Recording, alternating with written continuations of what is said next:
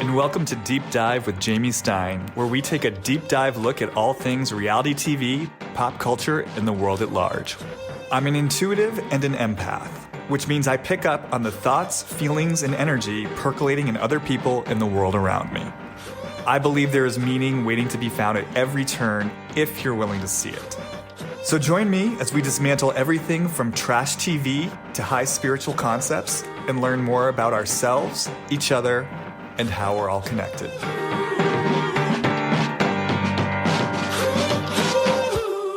All right. Hi, everyone, and welcome back to another episode of Deep Dive with Jamie Stein. Really excited and curious about today's episode. It's a little bit of a departure in the sense that we're going to broaden things out from our usual Bravo sphere and expand to incorporate and include larger pop culture and two very internationally famous movie stars. Today's topic was actually the brainchild of my guest, so I'll hold off on introducing the topic for one moment and first bring my guest out. He is someone who's been overdue to be on the deep dive for a long time. This has been a long time in the making. He ticks a lot of the deep dive boxes, you could say. He, first of all, is a veteran reality TV professional. He is currently a supervising producer on all sorts of your favorite housewives shows. He has worked on Real Housewives of New York, Real Housewives of New Jersey. He's worked on Ultimate Girls Trip. He's worked on other shows such as My Orthodox Life, Big Shot with Bethany. He has just been around the block when it comes to reality TV.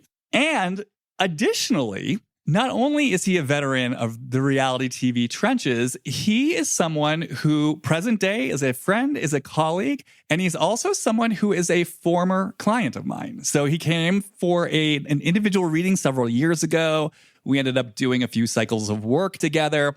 And so, well, I mentioned that for a few reasons. He is someone who has truly walked the deep dive walk, and a lot of the themes that we discuss in terms of exploring pattern and accepting the invitation from life, these are things he's actually gone through. So I think it gives him a really interesting perspective in terms of possible topics and themes we'll explore today. I also mention it because one of the themes that we really explored in our work together was actually him stepping into his own personal creative power. And I mentioned that because he is now, in addition to his prolific resume as a reality TV veteran, he is also the co-host and creator of a very successful podcast that I'm sure many of you know and love called Fixing Famous People, where they highlight various disastrous celebrities or celebrities caught up in certain scandals and basically kind of diagnose how they would fix the problem if it were up to them. It's a really fun, funny podcast. If you haven't checked it all out already, I have an episode on there of Jared Leto from last year. And in addition to that, I also just peeped recently that he's also starting his own podcast consultancy, which again is very exciting to me. I mean, this is a little bit of a digression because I remember in our work together, part of the flavor of like your creative power was this notion of a guy who is kind of like a creative director and a mentor and a guide. So just for me personally, it's always so exciting and satisfying to see these things play out in the years that follow and to really see people come online. And I just feel like you are someone who's definitely coming online in all sorts of ways. So having said that, please welcome to the deep dive, Chris DeRosa. Hi, Chris. Coming online spiritually, but then also truly just coming online the internet to ask people to to consult with them. What an intro. And it wasn't until you just said that I was like, oh, you're right. That is kind of like very much in line with what we originally kind of talked about in our work together. It's very funny that I did not put that together at all until right now. I remember, I very specifically, I still to this day have such an evocative memory of the essence that I felt come through you and kind of this, this sort of secret renegade rebel, take no prisoners, creative powerhouse who kind of leads by example and calls the shots and trains people. And so, it just, like I said, it feels like it's very much coming online. So it's so cool to see it. I might need to hit you up for another, round of our situation. I feel like you don't even do what we did anymore, but I might beg you to do it because I almost need a refresher course on what we did. Well, I feel like what I'm doing now is actually more powerful. Okay. So we can talk about that. We'll talk offline, yes. So Chris, how are you today, first of all? I'm doing great. I'm worried about JLo like I always am, and I'm great. All right, well, we'll get there in a moment. I guess just for a little bit of context before we dive into everything, obviously, people listening to this, they are Real Housewives fans. They are reality TV fans. That's why they're here. I'm sorry to deny them me coming on to talk about a housewife, but I just feel that it's a little too flying too close to the sun for me. And so I had to, I'm like, if there is one person that's not a housewife that I know that your listeners will want to hear about, it's Jennifer Lopez. So I had to bring it here, and I'm sorry in advance. Look, I'm trusting your wisdom as a renegade, rebel, creative powerhouse. I'm letting you guide me. Yes. But can you just say a little bit about what a supervising producer does say on The Real Housewives? Like, what does your job entail? If you watch this season of New Jersey, in the first couple episodes, you hear my voice is the voice of the producer in the interviews. So in the first couple episodes, I think one was with Melissa. I think one was with Teresa. Last season as well, there was one with Teresa. Like I have my voice in the early episodes are usually always me. Like the producer voice is mine. I am talking with the housewives themselves. I'm working, I'm the person that's there on the ground with them when we're in their homes and we have the cameras and we're filming. Like I'm the person kind of guiding the ship. And so if I'm in Melissa Gorga's house with Melissa and Joe and Antonia getting ready for college, I'm the one that's like steering the ship in the sense of, all right, we're seeing Antonio, you guys are packing tonight. Okay, we're coming. Here we come. We get the cameras ready and I'm like, okay, let's do this. Start filming. Let's go ahead. You're packing, go pack. And then I'm the one that's kind of there making sure that we get everything that we need out of the scene once we're there.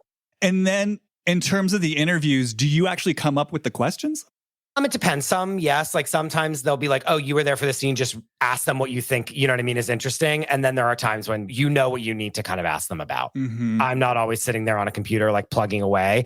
And it is very much a conversation. So sometimes we'll get on a tangent and I'll just ask a bunch of follow-up questions that I have on my own. Is it ever difficult to walk that line of fostering personal relationships with them, where I'm sure that there are real feelings involved and that you care about them because you're there on their journey, but then you're also facilitating and producing a show? And is that ever a difficult line for you to walk just on a human to human level? Like, yes and no, but all parties understand that I'm here to do a job. And yes, we do.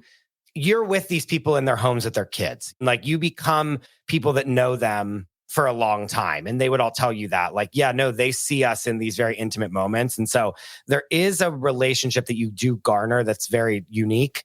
But at the same time, they do realize, like I say all the time, that I'm at your house in the morning and you're talking about how much you can't stand this person. And I agree with you. And then I'm going to that person's house in the evening. And then they tell me how much you don't like, you know what I mean? Like if two people are fighting and I hear one side and I will receive it and give my thoughts. And then I'm then probably going to the next person's house later that day to then, hear their side of the story. So it's like, they know no one ever is like, well, why did you do that? Blah, blah, blah. Because they know that it's our job. And there's a lot of mutual respect between all of us that is they know that it's our jobs to make the show as much as it is their jobs to perform on the show. Well, that's what I was just about to say. It's like you all have this common goal of making a show. Correct. And you each have your role to play. So it sounds like there's a real mutual respect there and that you all have a common goal and there's an understanding. And I think part of also what I'm hearing you say, which I think is such a great principle, not only in terms of reality TV production, but also in terms of life, is that leading with transparency goes a long way towards mitigating hurt feelings. It's like you're not out there doing something squirrely. You're saying, look, this is the name of the game. I'm just letting you know this is how it goes. And therefore, they have agency of choice in that. And there's a lot of, and like, I won't speak too much for the Jersey women because it's an ongoing, but like the OG New York ladies, like they gravitated towards me because I would be like, no, like it's easy to just be like, yeah, whatever you say. Yep. But like, to really get past the like, yes, and kind of be like, well, why? Or I don't think I actually don't agree with that. Like to be able to have them in conversation like that really deepens that connection because it goes from just being like, okay, you work on the show and you're just going to say yes to me so that all is good versus like pushing back on things that I feel that I need to. But like that, it becomes less of just a like, I'm here and I show up and then this happens to being like a personal relationship because it's like, well, I actually don't think I don't think that that's what you think. And I think I'm right. And then we talk about it. And it's like, I think you want me to think that this is what you feel, but does that make sense? Yeah, totally. And I love that on two levels because, again, I just keep hearkening back to our work together. But to me, this is such a metaphor for a lot of your process, which was about specifically the power of your no, the power of the guy who calls shit out, the power of the guy who isn't just like a yes person and goes along to get along and does what everyone says, but actually really liberating that voice in you that says, that pushes back and says bullshit, and understanding that's actually where so much of your power comes from. So I just love, again, everything's pattern, right? So I just love you speaking to something that, again, I feel like confirms everything that we explored, and your own personal alchemy as someone where there's so much wisdom in that, what we call that voice of truth in you, that no bullshit truth, but then also widening it out just as an example for anyone listening to this, that I think there's so many people feel ruled by fear to, let's say, lovingly but firmly speak that truth or to push back. They want to put a smile on their face. They have a relationship to being a people pleaser. And again, just speaking to the power of, no, there is power in pushing back, in naming what you see and hear. Again, I think you do it from a very heart-based place, which is, I think, a big part of why it can be medicine for people rather than, something that causes them to freak out. But I do think it's a testament to the wisdom and value of us really sort of bringing our true voice to the table. Yes, you're right. I'm like, what else can I add to that? I think you are completely correct. Okay, great. I'm not just going to say yes because that's what you want me to do is my favorite thing in the whole world now. You know what I mean? You just want me to agree, but I actually have these reasons to not, and I'm going to tell you what they are. I love it. It kind of reminds me, I'm someone who had to really do a lot of work around boundaries. And I'm someone who, back in the day had so much terror, a lot of times over drawing the simplest boundary. And now I love having boundaries. It's thrilling to me because to me, it's in some ways my creative expression. It's the expression of my heart and soul. It's me interfacing with the universe. It's me just expressing my truth. And I think there's so much power in that. And again, I just have to say, for me, as someone who's held space for you for a few years, you weren't saying stuff like this several years ago. So just to hear your power and pleasure in actually telling people no, pushing back, I'm feeling energy move through my body. It's exciting. I'm a success story of your work is really what you're trying to tell me. We're a mutual success story. How about that? I guess one last question about the reality TV aspect of it all. From your rich and deep history with reality TV, is there any kind of standout memory from filming of watching something that we saw on TV go down live that just pops out in your mind first and foremost? Oh, there's so many. I'm trying to think of a really good one. When Heather Thompson woke up in Turks and Caicos and there was the guy in the bed and she was upset. And then that's when Luann walks down and is be cool. Don't be all uncool. That's one thing that became so many memes that I was there for. That was very fun. There's so many. And some of them haven't aired. Oh, you know what? You know what a really good one is? We were at Bluestone Manor. This is probably the season with Barbara. So that would have been season 11. And we were in Bluestone Manor. And that was when there was a video. Bethany had that video of Sonia passed out on the pool table and she was all sprawled out. And that was right after we left. We were we would film and film and film and film. And then when they knew that we would have to put the cameras down, they would put music on and start dancing because they were allowed to play whatever music they wanted. And they would all start dancing and having so much fun. And I remember that time of us going back to the hotel where we were staying around the corner from Dorinda's house and seeing on Bethany's Instagram story, Sonia, literally laying passed out on the pool table, so funny. Everyone dancing. Ramona was in a negligee dancing. They were all having the most fun. And we were fuck, how are we not shooting that? This sucks. And want to say that that's probably one of the last times that they didn't have just an overnight person in the house with a cell phone at the bare minimum, across the franchise. But I don't know if that's real or not, but that's definitely one that sticks out of my mind. I mean, there's a million of them. And when you see something like Luann saying, be cool, don't be all uncool, do you, in that moment, is there something clicking in you? It's oh, that's going to be a viral moment? There's times when I really think they're going to be viral and sometimes they're not. And then there's times whenever some of the things that I don't I sometimes get it, but then sometimes you never know. Cause I remember even on New Jersey this year, I think this just aired, but they're at the pajama party and Jen Fessler was talking about prostates getting milked. And she was I want my prostate milked. I remember at the time I was pissing my pants laughing because it was so funny. And I don't think it got really any meme play. So you never know. You never know what the synergy is going to be with the collective consciousness. Another really good one is like when Dorinda was stuck. This is Ultimate Girls Trip, when Dorinda was stuck in her room and didn't know how to get out. And she was walking around and it was the white walls and like one was a closet. Like we filmed that like 6 times because she was like, I never know where anything is. So we filmed that same scene like about 6 times because it was just so funny and people loved it. Well, let me ask you one last question before we sort of jump into the topic du jour, which is a big one. I'm stealing myself for it. Mm-hmm. But yeah, I actually have had this vision, which I'm going to be putting into effect this year, of specifically having former clients come on to sort of talk about their journeys, because I think that it's so much easier in some ways for people to learn from people who have like truly gone through something, as opposed to just talking about things maybe from a more bird's eye view, let's say. And so this is a big question, but as someone who I would say has gone on a journey from at one point maybe feeling like they had more to offer creatively, you were feeling creatively unfulfilled at one time, and now you're really, as we said, like you're really in a creative groove, making things happen, much more fulfilled in that regard. If there is anyone out there listening who might relate to the first bookend of your journey, could you highlight or pinpoint even just one thing, let's say, that's helped you facilitate this journey for yourself? And that could either be literally in terms of our work or anything that happened afterward, or just, any part of the journey. Or what would you say to your younger self about all of this if you were to impart some wisdom? I think something that I had a lot in my mind that we talked about is that I saw myself as the star. I remember talking a lot about me being the star in the sense of I'm a hard worker. I do what I'm always getting an A+. Like I'm going above and beyond in my job. I'm doing this and doing that. And it kind of like, oh, I'm the one that cleans up all the messes and I'm the one that can be called upon to like fix everything that is broken. But like that actually doesn't serve me to be that person. That was a big turning point. Like that actually helps everyone else and it actually doesn't help me at all. And so like that and feeling the need to prove that I'm that person to everyone was like keeping me stuck where I was. Mm-hmm. Like, don't you see how good at this I am? Watch, like I'll make it great. And instead being like, no, I actually just know this. And so you can either hire me because of this or not, but I'm fine either way, which is, you know what I mean? Which has gotten me less jobs, but it's also fulfilled me as a person.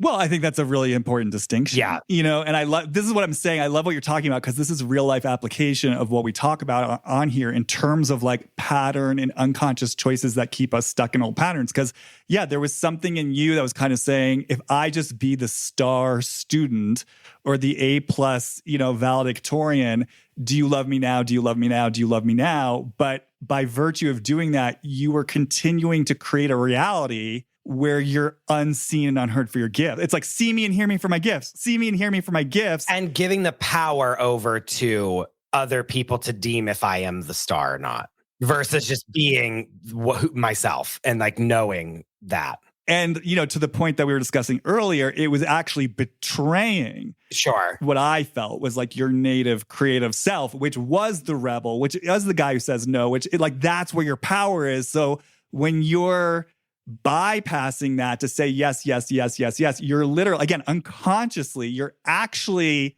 skipping over the very thing that could lead to the success that you want. And I'm saying this out loud because this is what we all do. This is literally what I'm talking about when I say like we make unconscious choices thinking it's going to get us to where we want to go, but actually it keeps us locked in old self-defeating patterns. And it's about learning how to work with the pattern in a new way to liberate the true self that actually wants to come forward. Yeah, that right there was like a huge shift for me. And it really put a lot into perspective in a great way. And like, sure, like on paper, yes, you like can tell yourself that, but it wasn't until doing it with you that you were like explaining it to me in a certain way that it clicked. Which even now when I'm doing like consulting with people that are like, how do I grow my audience on my podcast? I'm like, well, you already like, there's times when I'll get on a call with someone and I'll be like, you're never going to need to pay me again because I'm just going to tell you things you already know. And then you're going to do it. And they're like, at the end of it, they're like, no, I needed you to just tell me those things that I already know.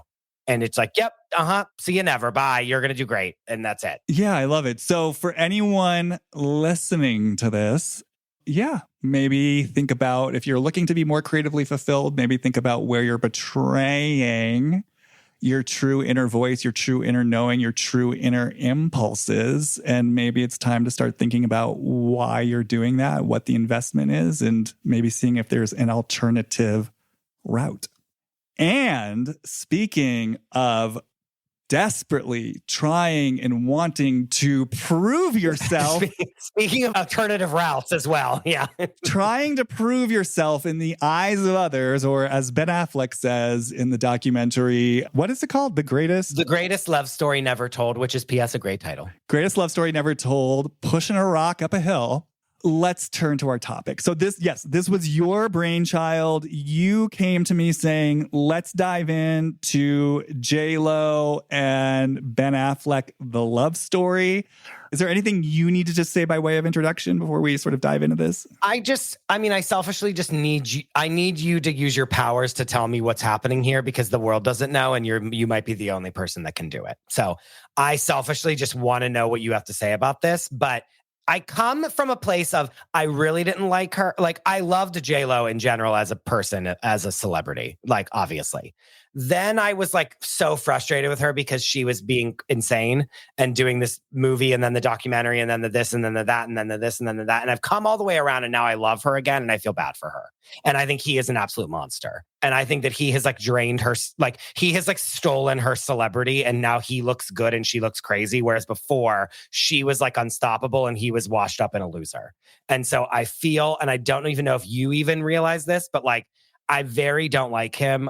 I very much don't like him. That's correct English. I very much don't like him because I don't like it. I don't like that he did this to her. And I think it's his fault. And yes, she's out of her mind, but he knew that she was out of her mind. So that's all. That's where I'm starting off with this. Okay. Well, so on that note, you guys, I got to warn you, I actually knew. You don't know much about them. So little about this. I mean, look, I know who JLo is. I know who Ben Affleck is. If I'm being honest, I wasn't really a huge fan of either of theirs as movie stars. So I haven't really followed them that closely. I obviously knew they were once together. I knew they got back together. I knew the world was fascinated by it. I knew that my guilty pleasure, troublemaking blonde vixen from the South, Madison LaCroix, played some part in this from Southern Charm. But I knew that they got back together, and that's and that it was striking something in the collective consciousness. That's all I really knew. So Chris came to me with this. Now I want to say, because I am someone who likes to be thorough and I'm a perfectionist, I have been doing a lot of research. I watched The Greatest Love Story Never Told. I read, online articles about the timelines. I Googled, why does Ben Affleck matter so much? So I've been catching up. I watched this horrible documentary on Amazon Prime, just kind of detailing. The one that was on Freevee that I watched like an hour ago, that was just like, yes, basically like Ms. Mojo videos that are on YouTube that are just like explaining about a celebrity. It's like an hour's worth of that. Oh my God, it was hard to get through. It was terrible. Yeah. So you guys, I've done as much due diligence as possible. If I had known how much material was there, I would have started research a week ago. But so I'm more or less caught up. I do want you to know. So like right now, Chris bringing in his strong opinions about Ben Affleck, this is news for me. I don't even know what people... That hit you. Yeah, sorry. I'm sorry. No. There's no apology. I'm just saying, I'm sure people listening have strong opinions. I don't even know what the public perception is at this point. Yes. So I have a bit of a learning curve, which you'll probably help me out with. So having said all that, the way that I kind of wanted to do this, I wanted to harken back to the format that I pioneered a month or so ago when I did a deep dive into Amanda Batula. And I was thinking what I could do for kind of the first half of this is really drop into JLo. And we'll kind of find a place to start. And then you, Chris, can sit in as the quote unquote sort of interview, ask follow-up questions, ask the energy what you want to ask it. I'll sort of dip in and out of the energy to comment on it as Jamie. And then kind of in the back half of this, we can widen it out. I can step out of the energy and we can just have sort of a more bird's eye view of the themes and the topics and the relationship at hand, and then sort of see where this wants to go. Typically I like being really well-versed in stuff like I am with the Housewives, because it just helps me interpret the energy more correctly. But I also think there's something to be said for sometimes not knowing everything, because then it's almost like I can have a more pure experience of just the energy, and maybe you can help me translate. Having said that, I might at certain points stop to ask you just to clarify things for me. Yeah, like, why do I feel this way? And then the last thing that I'll say before we dive in, guys, I said this on the Amanda Batula episode, but I'll say it again now. It feels really important. When I'm dropping, so if I'm like dropping into JLo towards Ben Affleck, for instance, this is, of course, a multifaceted, complex relationship, as all relationships are. So Kyle Richards loves Kathy Hilton and she fucking hates Kathy Hilton. There's many different threads. We all have many different threads in our relationship. So just know, if I'm speaking to one thread, I am just speaking to one thread. Please know there is no part of this that's intended to like position itself as some sort of comprehensive, definitive truth of what's really going on, as if such a thing exists. We're just identifying possible certain threads to see what's here, to see what's being reflected by these two people in the public eye, and to see where it takes you, to see where it takes me, to see where it takes Chris, where we're all just mirror images of one another. So this is just kind of my way of creating little doorways and gateways to see what might be getting reflected of ourselves and these other people. And like I said, it's not the complete whole picture. And the last thing I also will say, as always, it's also playful exploration. I do not know these people, so just take it all with a grain of salt, and let's just stay true to our intention to let this be a vehicle and a vessel for learning more about ourselves. And lastly, what I will say to you, Chris, is if there's anything that I'm saying, that doesn't make sense to you, either just even in terms of the energy or the topics that are coming up, please feel free to like interrupt and ask me, because I have to imagine, I always know what I mean in my head. It doesn't mean I'm necessarily being 100% clear. And if it's not making sense to you, there's a big chance it's not making sense to someone in the audience. So I welcome the questions and the chance to really clarify and elaborate, and trust that that's where it wants to go. So don't hesitate to bring in that clarifying voice. Got it. Understood. And having said that, how are you feeling? Are you feeling ready to start? I feel great. I feel really ready to start. So my first impulse was, I was thinking just to start, I could drop into JLo just towards Ben, kind of present day. Yeah. Unless, did you have a starting point that you wanted? No, I think we need to start present day, and then we might have to go backwards. Because if we start at like JLo relationship to marriage, like we'll be here all day. You know what I mean? Like we can't, like that's Mount Everest. Yeah, I mean, I think a lot will be revealed. The micro always reveals the macro. So I think a lot will be revealed through the specific relationship. But then, if we want to broaden it out, and if we want to just go towards men, we can do that. The world is like waiting with bated breath for them to like announce that they're divorcing. So I read that, like, I know there's rumors and speculation. Is the zeitgeist really kind of, and he moved out of the house. So is the zeitgeist really saying it's basically done? They just had their second wedding anniversary, and like he was on one coast and she was on another coast. Like they were just like not even together for their wedding anniversary. So I'm gonna assume that, they both are A-list plus actors. So like if she has an ad campaign to do and he has to shoot something, like that is what it is. You know what I mean? But like all signs lead to that where the relationship is separating. All right. I suddenly felt so sad. All right. So there's grief here. There's sadness here already. No, it is sad. All right. So drop into, getting a little nervous. All right. So this is going to be JLo towards Ben Affleck. Here we go. I will say what most immediately comes up, like, I feel pissed. It's anger. It's like, fuck you. Fuck you. It's coming up. It's like, as I'm taking him in as JLo, it's like, man the fuck up. Like, step in line. I almost want to say, like, step in line, soldier. Like, man the fuck up. Where the fuck are you? As JLo, I want to say I'm experiencing him. There's like a passivity here. I'm experiencing it as passivity. And it's infuriating me. It feels almost like an emasculated energy. Like, that's what I'm saying. Like, that he feels that way? No, like that's how she feels about, like, she feels towards him. Yeah, like there's an inertia in him, or a way that he's not showing up or taking action that to her feels passive, and it feels emasculating, and it's enraging to her. And it's like, you're fucking letting me down. What's coming to me based on what I know, it's like, this notion of him being reluctant to really be with her fully in the media aspect of this, and the full media tour and the full spectacle. Yeah, just even feeling it, just saying it. It's like, where the fuck are you? Why aren't you by my side? Like, you're supposed to be by my side. in this in such a deep disappointment and rage that you're not meeting me here. And it's kind of like, as I feel into it a little bit more for her, it is kind of this feeling like, yes, this is supposed to be my happy ending.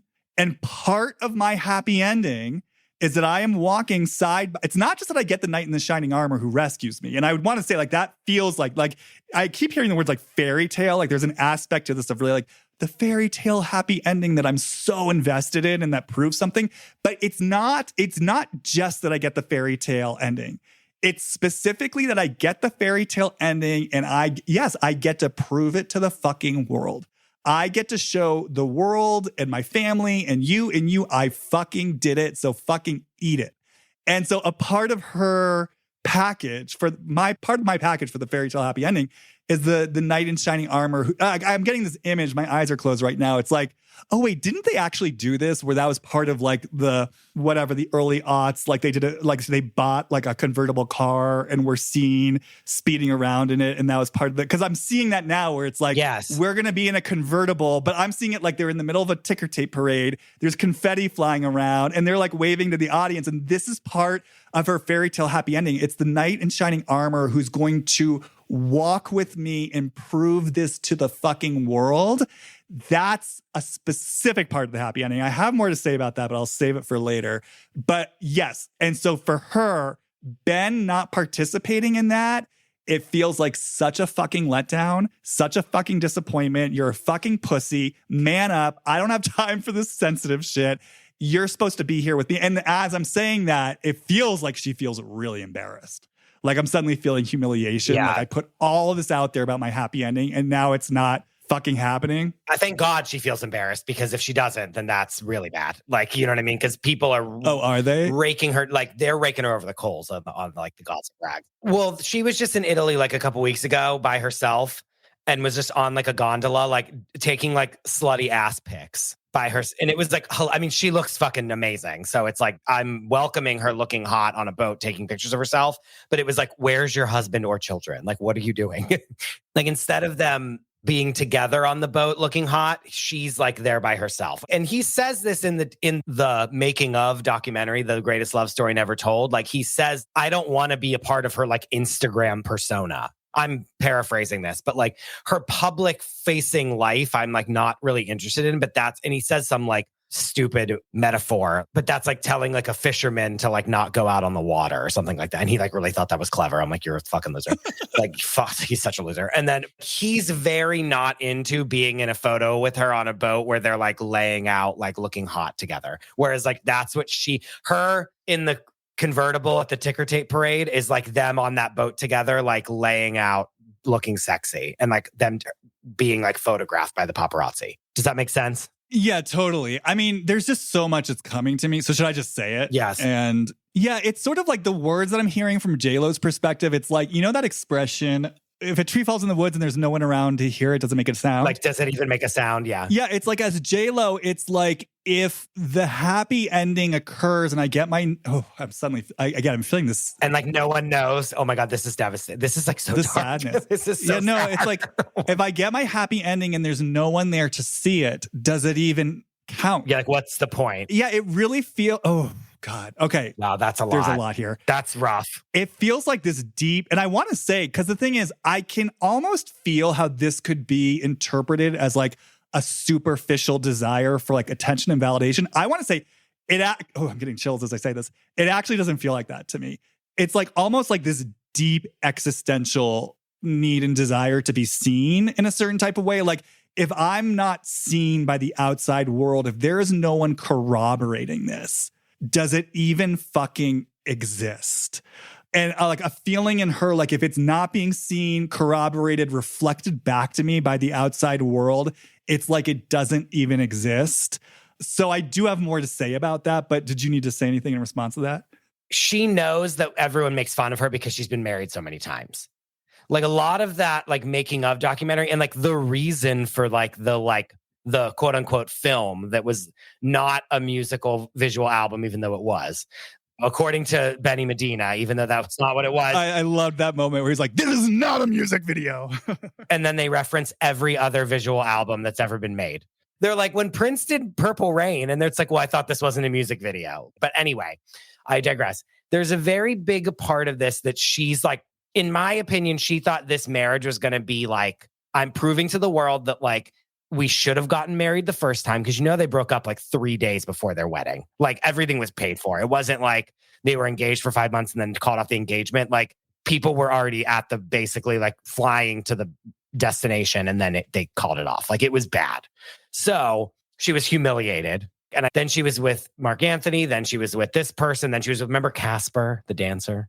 The only one I even heard, I knew about Chris Judd and Mark Anthony. She was then with this like backup dancer named Casper, who was like just young and hot and probably like banging her real good, which like, get it? Like, sure, like get it. You know what I mean? Like, but that was a time where people were like, why is she with him? And then she broke up with him. Then she was with this, like, she definitely like went through it after that, after Ben. And so there's a world where she's like, I'm finally showing everyone that he just wasn't ready. And now here we are. And we were meant to be this whole time.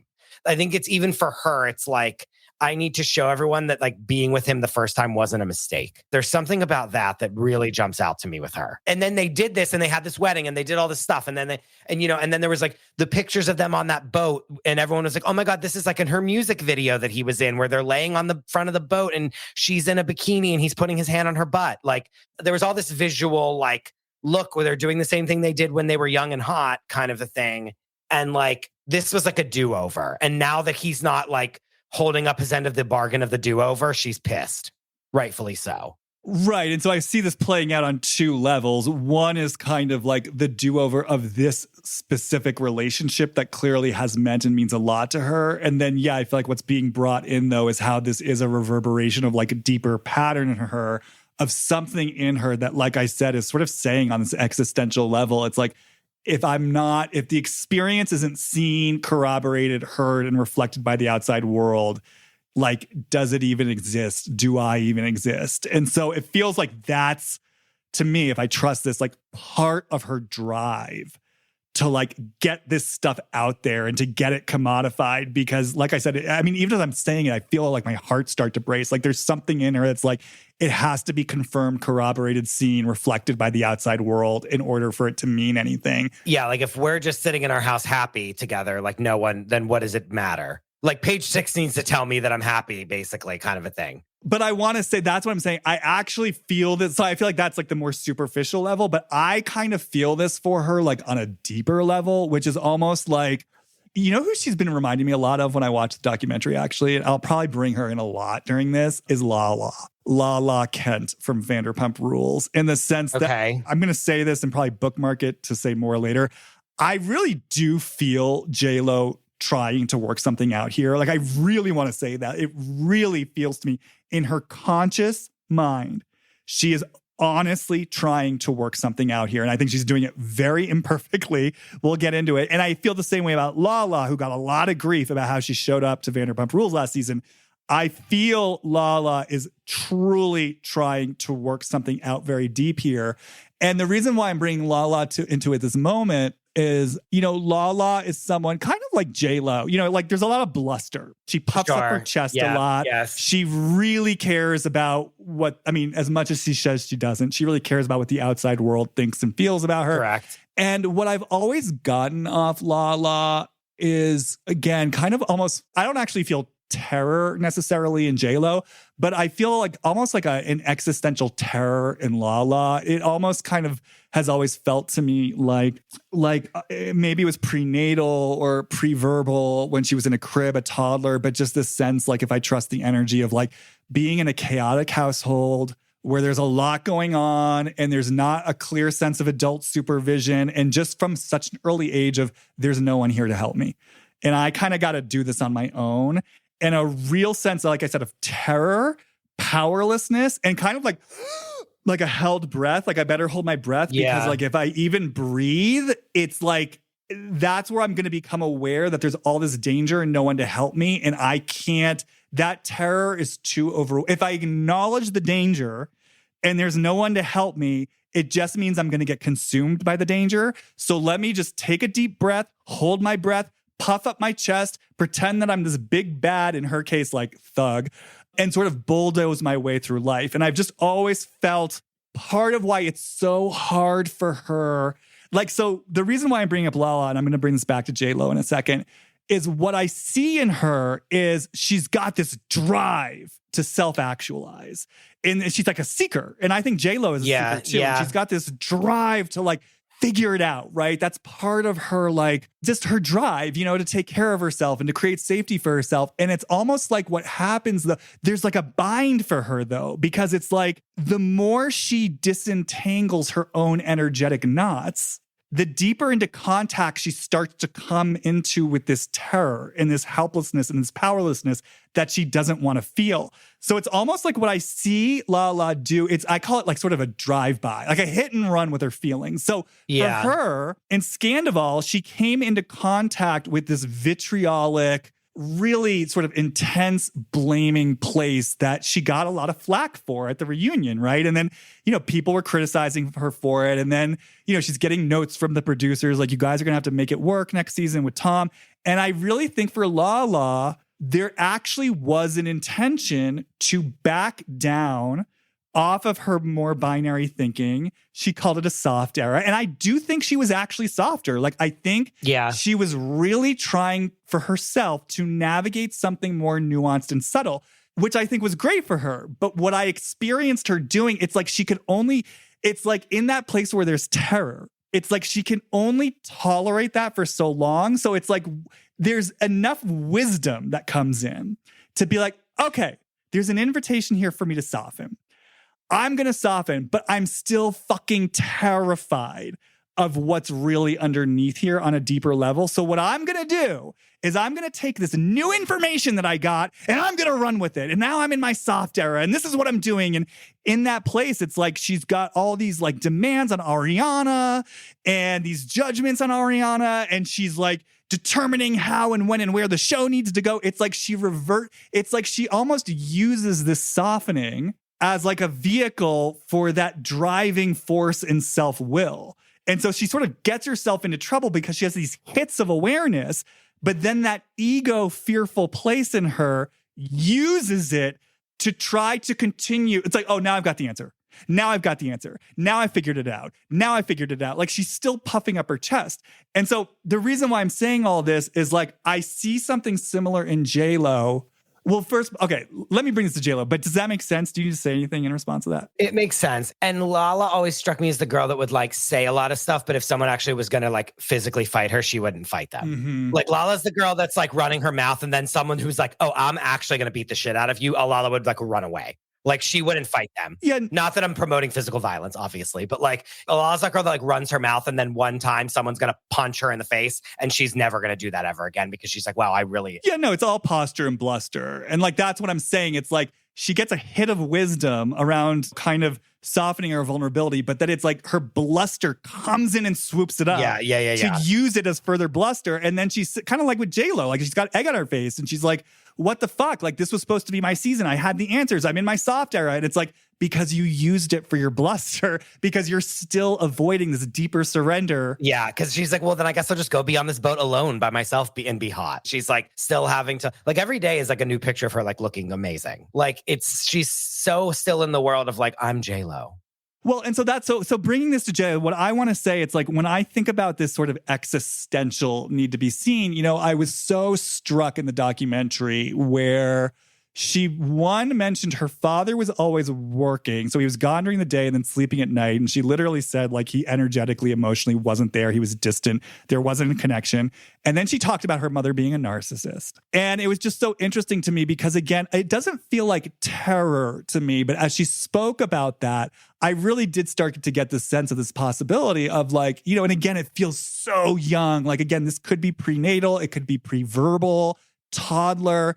Oof, yeah, even as I'm saying this, I'm feeling things. It's like this sense of there's no one here to see me, hear me, and again, this is the word I keep hearing, reflect back to me. Because if you think about like adults with babies, like what do we do? It's like literally like a baby makes a face, you make a face back, the baby gets delighted. It's like when we're babies, we're defenseless, we're pre-verbal, we don't even have language. It's like, how do we have a sense of safety and security in the world? It's via the reflection energetically, visually, auditorially, if that's a word, from adults. So if JLo as a young toddler is having an early experience of no one's reflecting anything back to me, Yeah. I can imagine the possibility of there is like, again, a deep existential, like, I don't know what to call this, like lack of safety in me where, again, it's like, if I'm not getting seen out there by the world, do I even exist? Am I even safe? It feels like there's something really core there. And then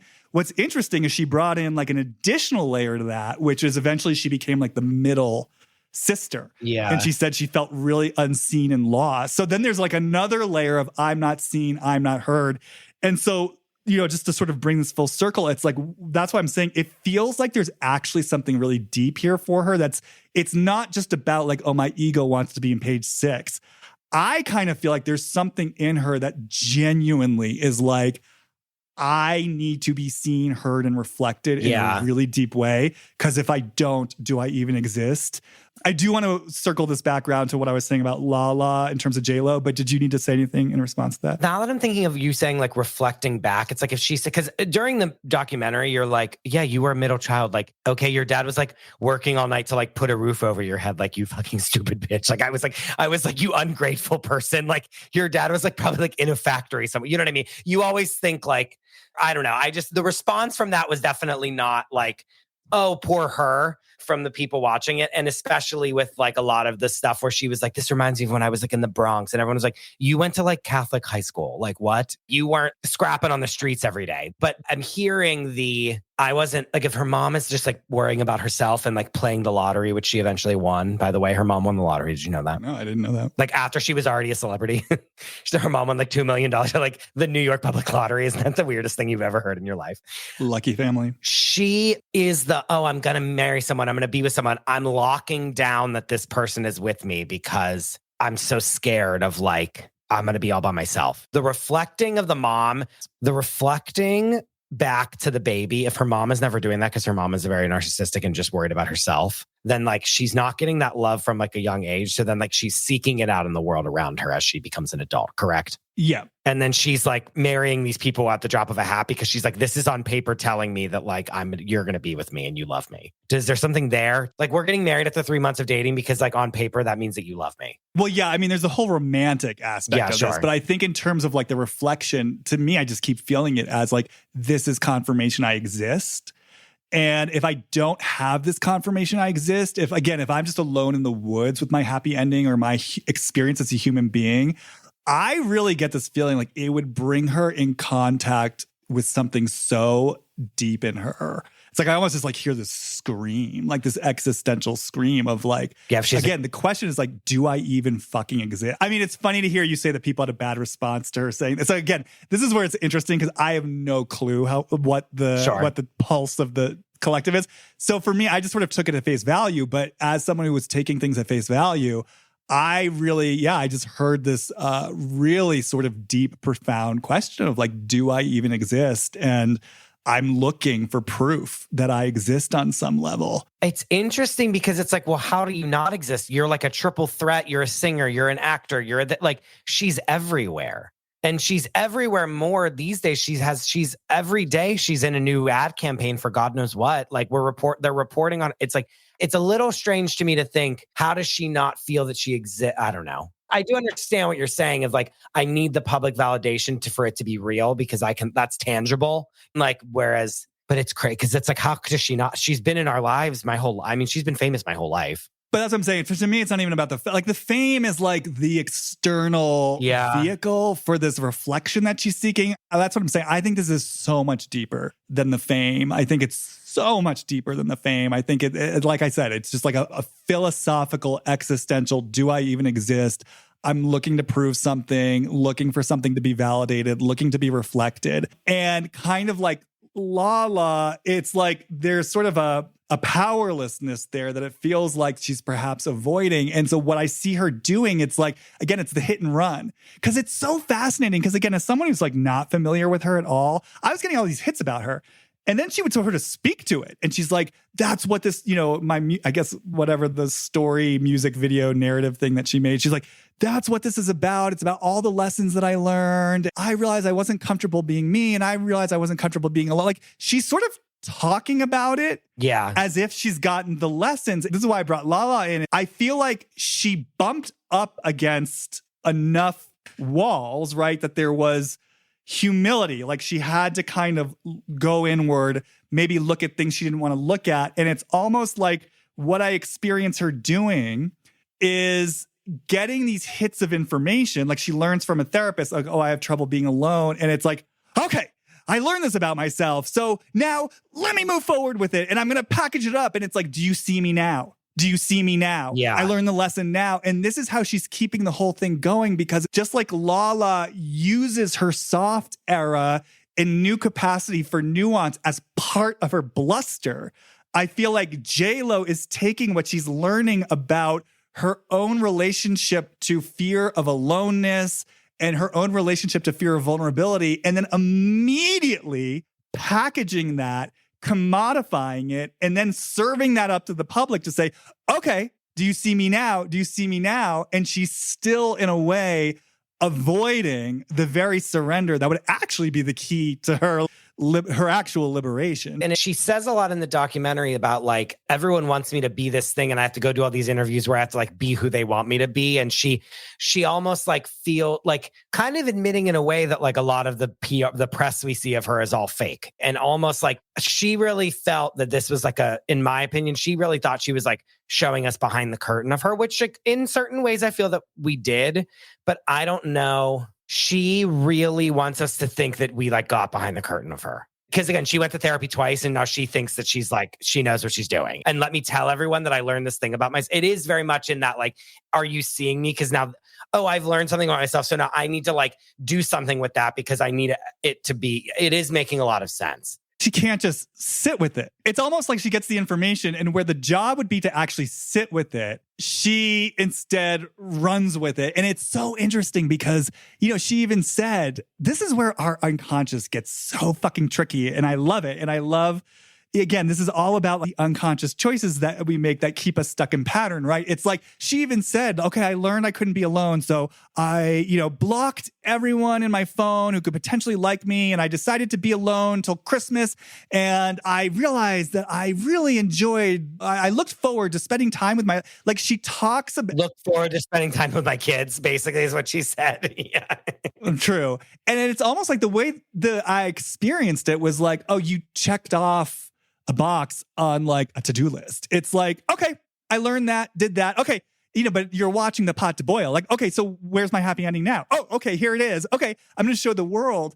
And so she's, in some ways, I've said this before about Lala, like where it's like, in a lot of ways, like Lala really has my compassion because I can feel how I see her trying and I can feel how hard it is for her to truly dismantle what needs to be dismantled. Because again, I think there's something in her that's just like, no fucking way am I fully dismantling this and coming face to face with this terror that, historically from the child's mind really felt like life or death. And Lala's clever. Like she's got a labyrinth of defenses around her. She's slowly kind of stripping them away, but it's an imperfect, nonlinear process. But I feel something similar with JLo where she's clearly very smart.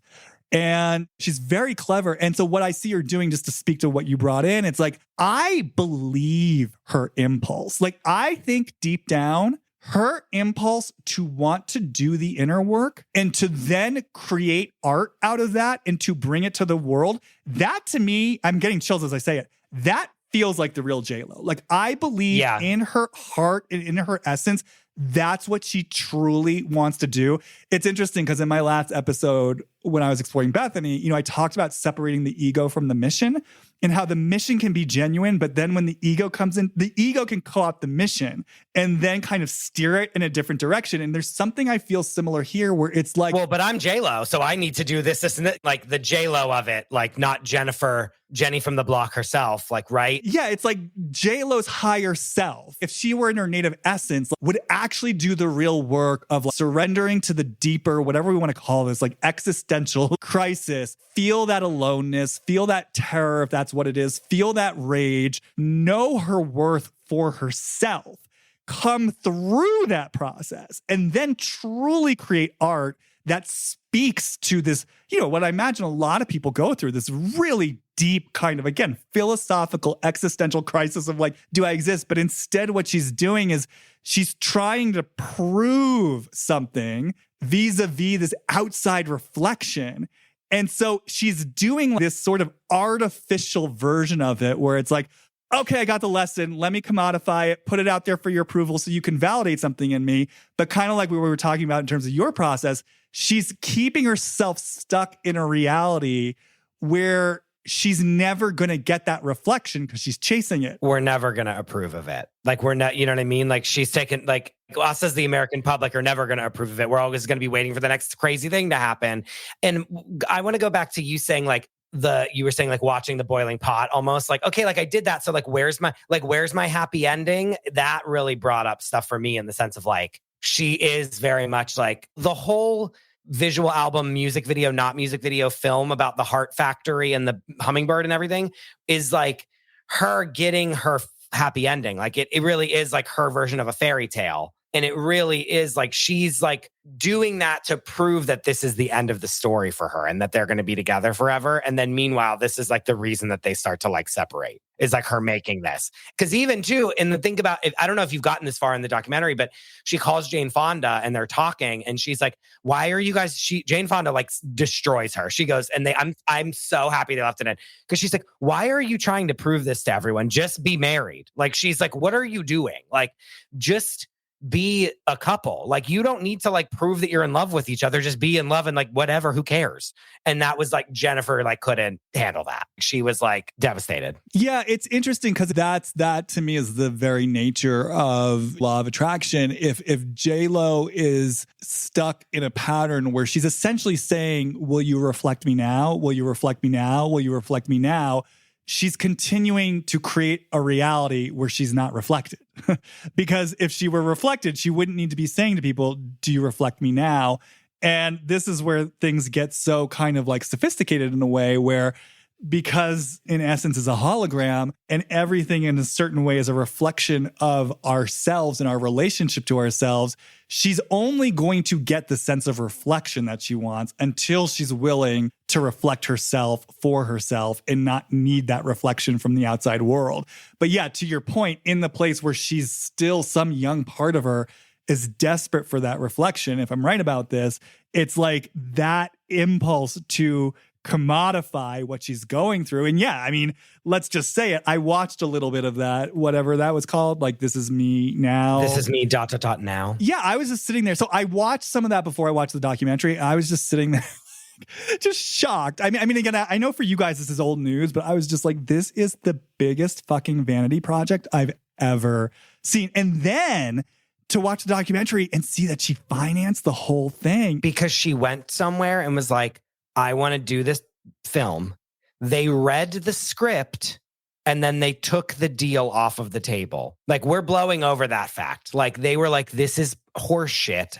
And they took the deal off. And they were like, that's never happened in the history of anything. And it's like, because this was so terrible. Well, and that shows to you, though, also how much this personally means to her. Yeah. I mean, I don't think, obviously, she's consciously aware of this, but I was like, there was something in her that was like, this has to be packaged. This has to be commodified. This has to be put out there. And it's so interesting because she keeps talking about art and artists bringing truth out. And again, it's so interesting to me because as I'm watching this, I'm thinking to myself, well, this isn't actually, this is this sort of over-idealized, sanitized version of something that's sort of out there for the masses. There's nothing about this that actually feels like art. Which is also interesting to me because part of the reason why I've never really loved her as an actor or a movie star in the first place is, to be honest, I've never really thought she was that good. Sure. Like, she's just never, I mean, even her celebrated roles like Out of Sight, everyone loved her in. People really loved her in Hustlers. I mean, look, this is subjective. For me, I never experienced her as an actor who felt deeply connected to something, where she was like bringing through. Yeah, it was like JLo as this person. Exactly. And it always felt very self-aware. It felt very cultivated. This wasn't like Michelle Pfeiffer channeling Susie Diamond in the Fabulous Baker Boys. You know what I mean? Like this, it just always felt like JLo playing a part. And so again, it was interesting for me to watch the documentary and again, kind of feel this place of, oh, but there is an artist in you. Yeah. Like I could actually feel it. Like there is this part of you that wants to bring truth out, but you're so fucking scared of actually dismantling what would need to be dismantled to get to your actual truth, that you're always kind of, it's like right now, kind of like in the same way that I experience her sort of playing roles in her roles, she's playing the role of a committed artist who's super dedicated to bringing the truth out, but she's not actually doing it. Yes. Like when there's that beautiful scene where she's like going around and they're like, would you like this skirt or this skirt? And she's like, no, yes, no, yes. And then she's like, it's too much. It's too much. I have to go. It's been a long day. And then she like leaves. Like she's making all these decisions and they have to show that she's like directing it. You know what I mean? So she's like, this is right. No, I want it to feel like this. Like when the mud comes, they're like, what about this kind of mud that we're going to like make? I'm like, just have mud. What? Like we're going to make this mud, like touch the different muds. And she like touches them. And then she's like, this one, but it needs to be thicker. And you see her like being a boss lady. And it's like, no, you're like playing the part of like me making decisions, not like sitting. You are right. And it is reflected in the documentary is what I'm telling you. It is that I feel that I have felt that about her, of being like, she is playing the part of an artist and not being an artist. And I know that's mean, but it is like, yes. But that's kind of always how it's been, right? And you might have to educate me here in terms of her history, because it's so interesting. So as someone who's really not that familiar with her and kind of what she brings out in people, when I first started the documentary and I heard her kind of talking a lot in this very, because again, she's smart, like in this sort of insightful way about her own kind of emotional process and talking about like wanting to raise her kids, to be respectful and grateful for what they have and to work hard and all this stuff. My first hit was like, oh, you're someone who talks a big game. Like you're really great at making things sound good. But if I'm being quite blunt, my thinking was like, but you're like a raging monster in private. That's what it felt like to me. Like you're saying one thing publicly, but then you're acting a whole different way in private. This was before I kind of ever did any research into her. And obviously I'd heard the song like Jenny from the Block, but they started talking more about the video and how the video was her in the designer duds with this fabulous lifestyle, but she's still Jenny from the Block. And again, I just had that same feeling. And this is why I'm curious about your take on this aspect of her persona, where I was like, you're trying to convince me that you're real in a certain type of way, but I don't believe any of this. Like all of this it feels like on the one hand, you're wanting to flaunt this wealth and like your celebrity and your lifestyle, because on some level, this does actually mean something to you. And again, you want everyone to see it because you think it's proving something. And the only way it's going to prove what it's going to prove is if it's validated, seen, and reflected by the outside world. But then, so you've got this sort of weird investment in this false image of your celebrity. But then at the same time, you're also trying to convince me that you're real and you're still just this Brooklyn girl. She's from the Bronx. The Bronx. And again, that's kind of why I'm almost curious for you. I wasn't sure what the response was to Jenny from the Block in that video. No, Jenny from the Block, that was like her breakout. Like we loved it. Like back in the day, we loved, like that was her like being like, I'm a girl from the Bronx. And it's like, that's what she was. You know what I mean? Like at the time, it was not frowned upon. That was like fun for her. She also, you keep saying I'm real. She, in this podcast, you would say literally. In my podcast, I would say clitorally. Have a song that's titled I'm Real. And it's with Ja Rule, ? Right? And it literally goes, I'm real. And he goes, the way you walk, the way. And she just literally sings the words, I'm real. Which is so fascinating. Which is crazy. But she did, okay, to very quickly explain this, I think she was like a Latin artist before there was many Latin artists. Like she was like carrying the torch for like a lot of people and coming up. And so I think a lot of that, I'm not just Britney Spears or Christina Aguilera or Jessica Simpson.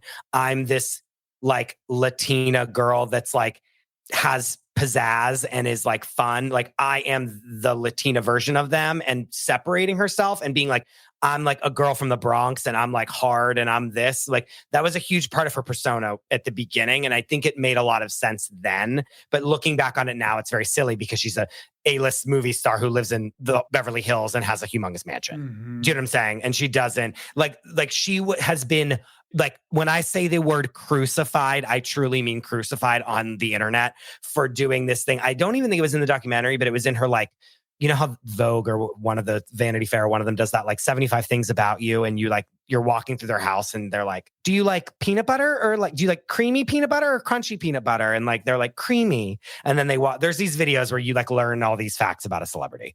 They're very stylized and they like go through this thing and it's very staged. It's obvious, but they do this whole thing where they explain these facts about them. And someone asks her, what's your bodega order? And she says, ham and cheese on a roll, and a bag of chips and the orange drink. And if you know, you know. And the entire Bronx came out of the internet and said, bitch, you're rich and you are not, like, we do not claim you, like, blah, blah, blah. Like, you are a rich celebrity. Like, don't try to act like you're here in the Bronx, like getting stuff from a bodega every other day. Mm-hmm. And they slammed her within an inch of her life. Like, and even parts where in the documentary where she had her hair really strange and she's like, this reminds me when I was a little girl in the Bronx, like running down the street, like blah, blah. People that like went to school with her have come out on TikTok being like, you went to like Catholic school. Like you were with like Sarah Ann next to you. You weren't like fighting other girls on the street, like to get street cred because you were like a little wannabe like gangsta. You know what I mean? They're like, you were like in Catholic school and you were like a track star. Like you went to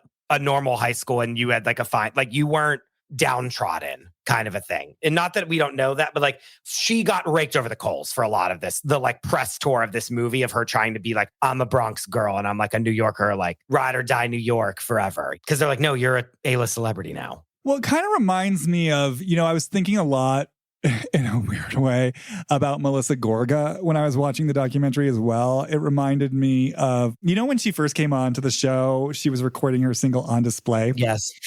Like On Display was always so funny to me because it was sort of like a song complaining about everyone looking at her and the paparazzi like wanting a piece of her. But it was so disingenuous because it's like, but you love this. Like you want this. Like you're signing up to be seen. Yes. Yeah. You're complaining about the very thing that you want. And then you're creating more media about it, which is only going to bring more attention to attention. Yeah. There's something sort of really disingenuous here. And then not that this is about Melissa Gorga, but it's always so striking to me that she called her shop Envy. And again, it's that same flavor of, people are haters. They envy me. Like, I hate it. I can't believe it. But no, the subtext is you secretly fucking love it. Like you love people being envious of you and you want it. And that's why you're fucking calling your shop Envy of all things. That reminds me of like, there's a part in the documentary where she's looking at that manager woman that she like made go on that like exercise equipment thing.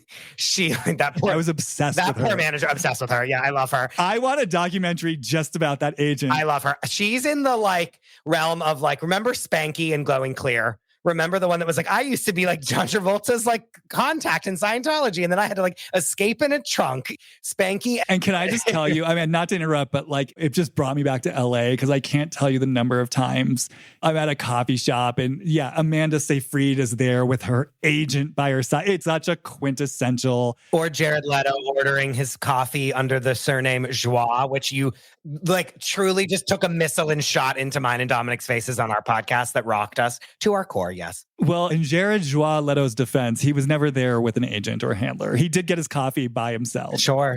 But I feel like that character, that agent handler character, it's such a quintessential like LA thing. But anyways, keep going. When that manager's on that like elliptical or whatever, and they're in like a weird like workout space and she's crying and she's like, you see her text messages. And it was the most telling thing of the whole documentary for me is that like the manager was like sending her like some random, not even like Vanity Fair or the Hollywood, like not like even a paper of note, some random, and again, not even Page 6 or TMZ, like some random gossip rag, nothing blog article of like Ben Affleck is on the red carpet for his new movie. Like, where's JLo? And she's like upset that she's not there and is like reading this random blog that like someone who's an A-list celebrity shouldn't even know exists. I feel like she's so involved. It proves your point of like, I need to hear from the public that this is okay and validate this. Like she's checking up on it to see like what people are thinking. Yeah, I mean, she would make these references to, well, I'm going to get torn down again and I'm going to get humiliated again. And it's sort of like, oh, the media, they're going to have their say. And it's like, but you're the one making... You feed into it. Yeah, you're making this choice to commodify your relationship, to create literal media content and to put it out there. And then it's like you're begrudging the media response. There's just something in there that just feels so disingenuous about all of this. It's like you're thriving off it, but then you also want to act like you're complaining about it at the same time. Like you're showing off your designer duds, but then you're really just Jenny from the block. Like there's something in all of this where it's just... And it's her act again. I think you hit the nail on the head where it's her acting like an artist. It's her acting like Jenny from the block, but she's not Jenny from the block. She's she's not that anymore. She isn't that person anymore. She has all the resources in the world. It's very much that she never went left and did this weird artistic time. She always did like Made in Manhattan, Monster-in-Law. Even when she did like Enough, which is her best movie in my opinion. Which I saw in theaters. I'm so jealous. It's like literally the best movie ever. But like even that was like JLo as Enough. You know what I mean? Like she never did this thing where she was like, I'm just going to be weird and you guys are going to just deal with it. Whereas like all of our other pop divas have all done weird things or gone and done strange things. She's always kind of been cradled by the commercialization of her. And she's always had like, look, even like Marry Me, this movie that was like her and what's his name? Owen Wilson coming back together again was like this big commercial movie. It wasn't cool or interesting or this. It was a big commercial. Like even look at Hustlers was the one that was like her biggest, like, oh, she could actually be nominated for an Oscar for this. And this, like in theory, like this was her like shot at an Oscar.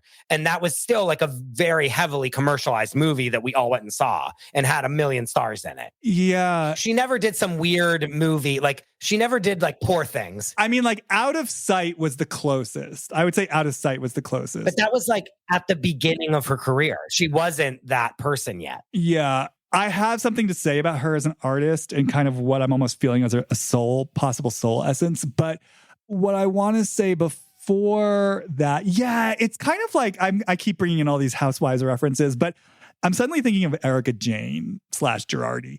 And it's almost like, you know, Erica Girardi married Tom Girardi. You know, I think we can all assume in large part for a certain type of lifestyle. Do we even need to explain it? Yeah.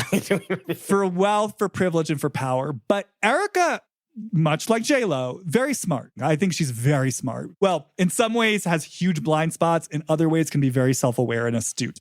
My kind of perception of Erica for a long time was she was invested in making that choice to marry for the goodies. Yeah. But also smart enough to know what it looks like from the outside. And so she would try to walk with it in the beginning in this way where she sort of acted like she was self-aware about it, where she would sort of almost like take the piss out of herself and be like, hey, I know what it looks like, and da-da-da-da-da, but kind of as a way of saying that, like, this isn't actually what it looks like. And like, I am a trophy wife, kind of like, she would always make those kind of jokes of like, I am like a kept woman. Yeah, she would sort of take the piss out of it before someone else could. And it's almost like the way that I experienced it was, I mean, I think for Erica, she orients so much around this notion of power. And so it's almost like she understood there was almost an inherent vulnerability in her very choice to marry this much wealthier older man because it was so visible from the outside. And on one level, it gives her the quote unquote power, the false sense of power that she's seeking. But she's smart enough to know that it also reveals a deeper inequity of power and vulnerability. So it's almost like she then positions it like she's aware of how it looks and it's actually something different than what you think it is as a way of safeguarding that vulnerability even more. Yeah. And that's almost kind of like what I'm feeling with JLo, where it's like, I'm so invested in the celebrity. I'm so invested in the wealth. I don't fucking want you to know that because I know it like, I want to fucking flaunt this. Much like Melissa Gorga, I want to write a song about being on display because I care about being on the show. I care about the attention. Like, I fucking want this and love this. And I feel like JLo's smart enough.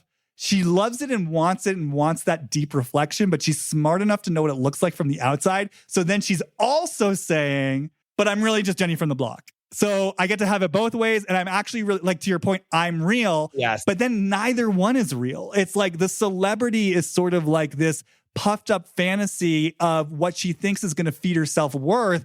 And then this sort of posture of, but I'm still real and I don't really care about any of that stuff. That's a total posture as well. And so then she's just kind of like a double-sided artifice. It's like I know that you know that I know that you know that I know that you know, but you actually don't know this. And so that's what, and it's like, well, no, I already know. I knew everything 3 I know you knows ago. No, that doesn't really make any sense, but that's what I'm getting from, you know what I mean? Like, you think you're like doing this game with me, but like the game was actually over 2 times ago, like 2 steps ago. And you think you're still running this game. Like, you think you're proving to us that you like are real and still like are just some girl from the Bronx, but you're not. You're like an international phenomenon of a human being. Yeah, I'm chasing the fame to validate my self-worth, but I'm also going to pretend like I don't care about any of this because I don't want you to know that I need my self-worth validated. So I'm going to pretend that I'm really real underneath all of this. So you don't know that I need you to validate my self-worth. Yes. And it's like we went in circles 4 times. Like we just did the same thing 4 times. We didn't go on a roller coaster. We just turned in a circle. But that's what I'm saying. And so much like with Lala, and, you know, I'm always talking about this podcast, how I think that energy is energy. And I think even our defenses kind of reveal things about our deeper essence and the truth of who we are.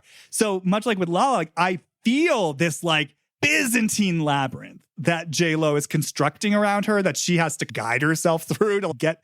I mean, that's what's so crazy about this. Even her vanity project, which, yeah, it's so obnoxious. It's such a vanity project, but literally, what is it about? It's about her trying to reconnect with her heart. Yes. And that's what I'm saying. I do believe, like, deep down, like that inner child that she loves to talk about, she really is looking for her heart, but she can't let herself do it in a way that's actually going to connect her with her deep sense of powerlessness and vulnerability. But what I was going to say was, because of that, what she constructs around her is so complex. And to me, that's sort of a testament, I think, in some ways, to her potential artistry. I think to her cleverness, her intelligence.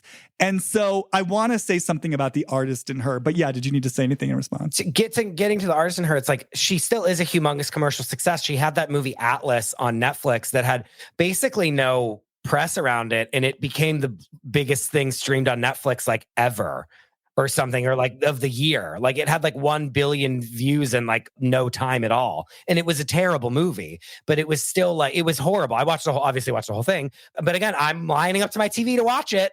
I'm like, what's she doing this time? And it had like 3 billion streams in the first like 2 weeks or something. Like, that's unheard. Like, regardless of what we say here, she's still an absolute juggernaut of like, oh, she's a powerhouse. Yeah, of like more than most actors will ever be in their white hot prime. She still is 30 years later. No, she's a powerhouse. And I think it's a testament to her power that she makes shitty movie after shitty movie and continues to be this like international sensation. We love them.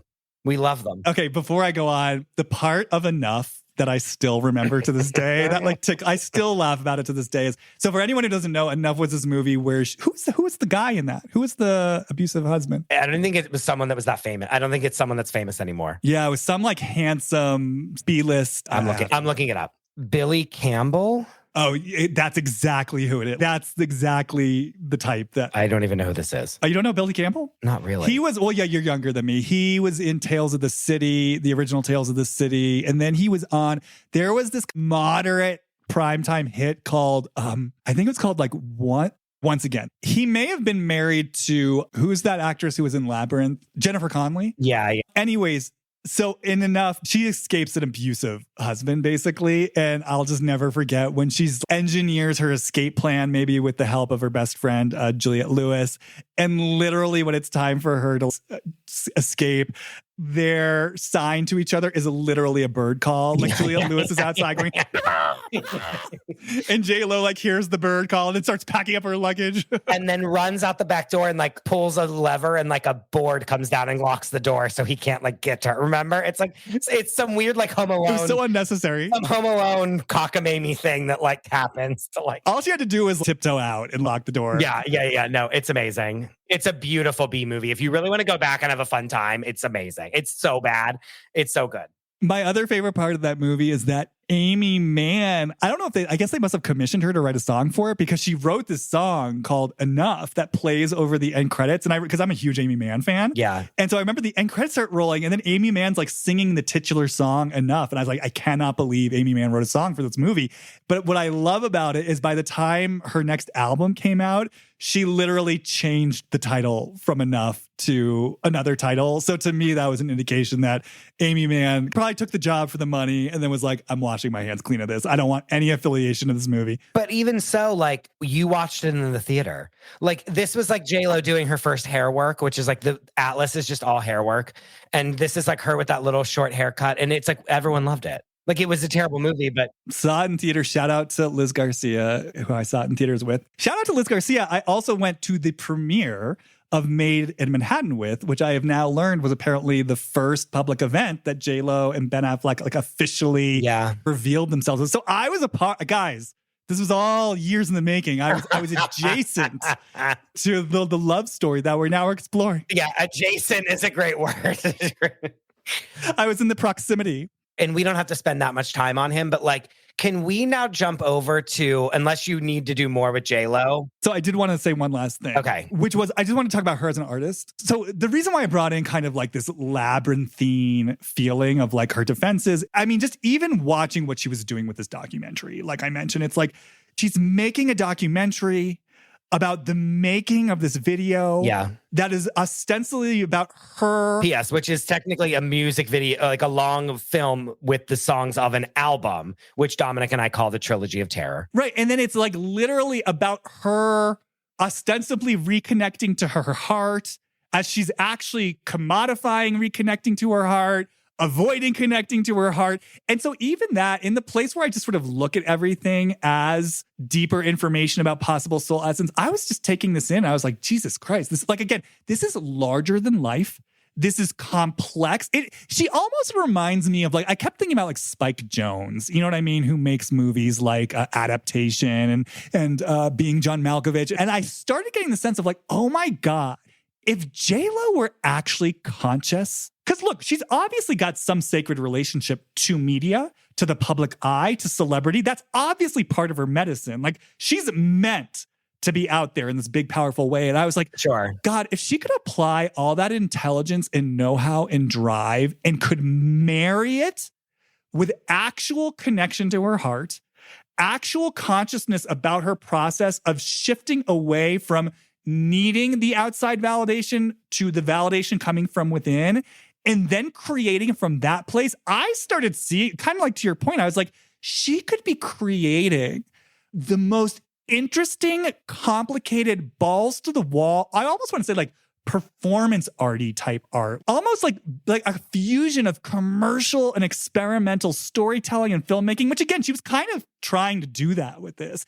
And that's the other interesting thing. I keep getting flashes of the, you know, whatever it's called, the long form non-music video. This Is Me Now. Yes. Yeah. And it's like, you know, it's sort of set in this weird future industrial kind of like industrial, sexy welder place. Yeah. Yeah. But even that, there's something about this that feels like when I keep seeing her as an artist, it's like the transmutation for me is from this Byzantine labyrinth of defenses that you have to work through to get to the real JLo. And it's almost kind of like in the original Superman when, you know, he throws the crystal in the snow and the crystal just arises and it's this crystalline palace. That's almost how I experience like the artist in her, where it's just like, rather than it being this labyrinth you get lost in and you can never find the real JLo, it's this sort of like majestic labyrinthine like palace that rises up and it feels futuristic, cutting edge, so intelligent, working on multiple levels. And she's like leading you into something to actually connect with your inner self and your inner heart, like in a real way. But yeah, to your point, like the artist in her to me feels so much more complicated, original, and daring. And I want to say, yeah, experimental than all this weird kind of like, I mean, I'm calling it weird, like fairy tale, sanitized, happy ending, bullshit romantic comedies that's kind of how she's living her life in a way. And well, it's funny because it's like, yeah, it is. She wants to like be one of the characters in her films that she's so famous for, like Made in Manhattan, The Wedding Planner. Those are her like biggest, most famous movies that we know her from. She wants to be that character that she plays in those movies. And it's interesting that you say like what you were just saying about this like big palace thing. It's like, I think the problem is that she is so used to commercial success. And so she can't make this, like her doing this $20 million financing of this thing is the first time she's like putting her neck on the line because she's so used to, she can't just do something and do it and like put it on YouTube. Like she could have made this and put it on YouTube, but she needed there to be a $20 bajillion deal with Amazon Prime so that she could make a documentary about it and do this, blah, blah. Like her and Ben could like throw a couple $1 million together and just do it. But she needed to have the Greek chorus, which was like, I don't even know if you know about this. There's a Greek chorus that's like Sofia Vergara, Kim Petras, Neil deGrasse Tyson, which was so random to me. Jennifer Lewis, like Jane Fonda. Like there's all these people. She has to have like this star-studded thing to be her magnum opus thing. Like she can't just sit down and talk to us and make a cool movie that's like for $1 million that like she just doesn't pay herself for. It has to be this commercially like funded humongous juggernaut thing. And that is, I think, her biggest problem. She could make this and put it on YouTube and just drop it and say nothing. But instead, she has to like get the okays from all the middlemen and all the gatekeepers and all the everyone. And then when she doesn't, she finally like puts her own money up, but still is like, but I still need to deal with Amazon to like put it on Amazon Prime. Like she could have just put this on JLo's YouTube channel and gotten millions of dollars in ads on it. Because she's still, again, she's looking for that reflection, right? It's like if I produce the art and it's not seen, heard, celebrated the world over and drowning in a certain type of success, did I even create the art? You know, there's just that deep investment in a certain type of reflection back from the world. The last thing I was going to say before we pivot to, it's like, connected to that artist, you know, because you talked about how she's not Jenny from the block anymore. And again, we kind of explored this theme with Bethany last episode. You know, Fernie, who was the guest on that, he was kind of saying about Bethany, if she could just stop, like not care about being relatable or still being some sort of down-to-earth woman and like just lean into who she is now and understand this is who she is now. And it gives context to whoever, like basically trust her own journey and what she's becoming. Yeah. And I just kind of suddenly felt something for JLo too of like, especially for, I don't know, it's so weird. I keep getting this like, galactic imagery with her. Again, I mentioned like Superman's sort of crystalline planet in the palace that rises. It's like she can shoot into outer space. Like, because obviously she's got that power in her. She's going to lift off and never stop. And it's just, to me, it is this kind of feeling of like, oh my God, if she could just, one, actually connect to her heart and then surrender to where this is going and not need to like create any pretense of being quote unquote real in a certain type of way and follow the art and follow the bigness of it and follow the bigness of the mission. I just like, I mean, I'm hearing the words, the sky is the fucking limit. I just feel like it really could have and would catapult her into something so much more dimensional. And it's interesting because, as I said, it's clear from the documentary, she is a seeker. At the very least, she believes in astrology. She believes in gurus. And I'm actually feeling, as I sort of talk about this relationship to maybe the galactic realms, you know, there are people who really sort of channel those galactic dimensions. It's like there might really be something there for her on an essence level of you've got this energy, this galactic, multi-dimensional, interstellar energy in you that you could be like, you could be dispersing that through the world, through your art, you know, if you were actually following this and letting yourself follow the power of your own trajectory. So I just wanted to say that. And I've heard every person that I know that has seen her in person, like either at a premiere or wherever, they said like you see a lot of people, but you see her and she's 10 feet tall and she's a star. And if she shines her light on you, you're like, it blows you away. Like at the end of this, yes, she's so sad and oh, it's so pathetic that she's not, you know, her husband and her getting divorced. But like, there's something about her that is very powerful. Well, and I think connected to that before, I know you want to transition, but you know, when I was kind of feeling into her, when I spoke about this briefly about her fear of really being in her vulnerability, and I'm aware we totally abandoned the format, but that's okay. That's okay. I could feel, and I think there's actually a connection between her and Ben in this, but I think there's something, I'm saying it, I'm feeling it again. I just think there's something so sensitive in her. Like, I think that there's something underneath, again, kind of like, I was saying this a lot, like underneath the bluster, it's like there's something in her heart that feels so tender and sensitive. And I just feel like she refuses to let herself go all the way there. But I think, because you were talking about her star power, which she obviously has. And I was also thinking, I think part of also why she continues to maintain this longevity despite falling down and the embarrassment and being on the receiving end of such sort of contempt from the public is there is this heart in there that she's trying to like reconnect to. And I think people feel it. I think there's an energy and a vibe there. And even if it's disowned, even if she's not leading with it, that heart lives in her. And again, I think a very sincere, true desire on a certain level to access it. I just think she's getting in her own fucking way. I've told you I'm all the way back around and now I feel bad for her. Like, I'm a sympathizer. So all this to say, can we quickly just transition to Ben? And is it crazy for you to drop in to how Ben feels about this? Because I feel that I'm going to say something, and it's not to slam us, but like everyone focuses so much on her in this, and it's because America's misogynist, but it is true. Everyone focuses so much on her and what is she doing wrong and what is she blah, blah, blah, and she this and she that. But like, he signed up for something and now isn't showing up for that thing. And he's getting off scot-free, and I fucking can't stand that. And yes, she looks fucking crazy because she made this weird documentary and then also the weird, album and the weird film. But to me, like, watching him realize that he would have to be in the public eye with her in the documentary was so telling to me. Whenever he finds out on camera that she showed the documentarians like the weird binder that he made her with all the love letters, like that is strange to me. He doesn't want to be seen. He's like wants to hide. So what would you specifically want me to drop into from his point of view? I want you to drop in on him as it pertains to his, like, either his relationship with her, but also maybe to the outside world. I don't know. Is that too broad? Like the media? No, him towards her. I don't care about the media because I know he doesn't want to be in the public eye as much. Like, you don't know this, but there's basically like every video that they are together in is him like truly giving like a and like rolling his eyes like in front of all the paparazzi, like in the not even slapping on a smile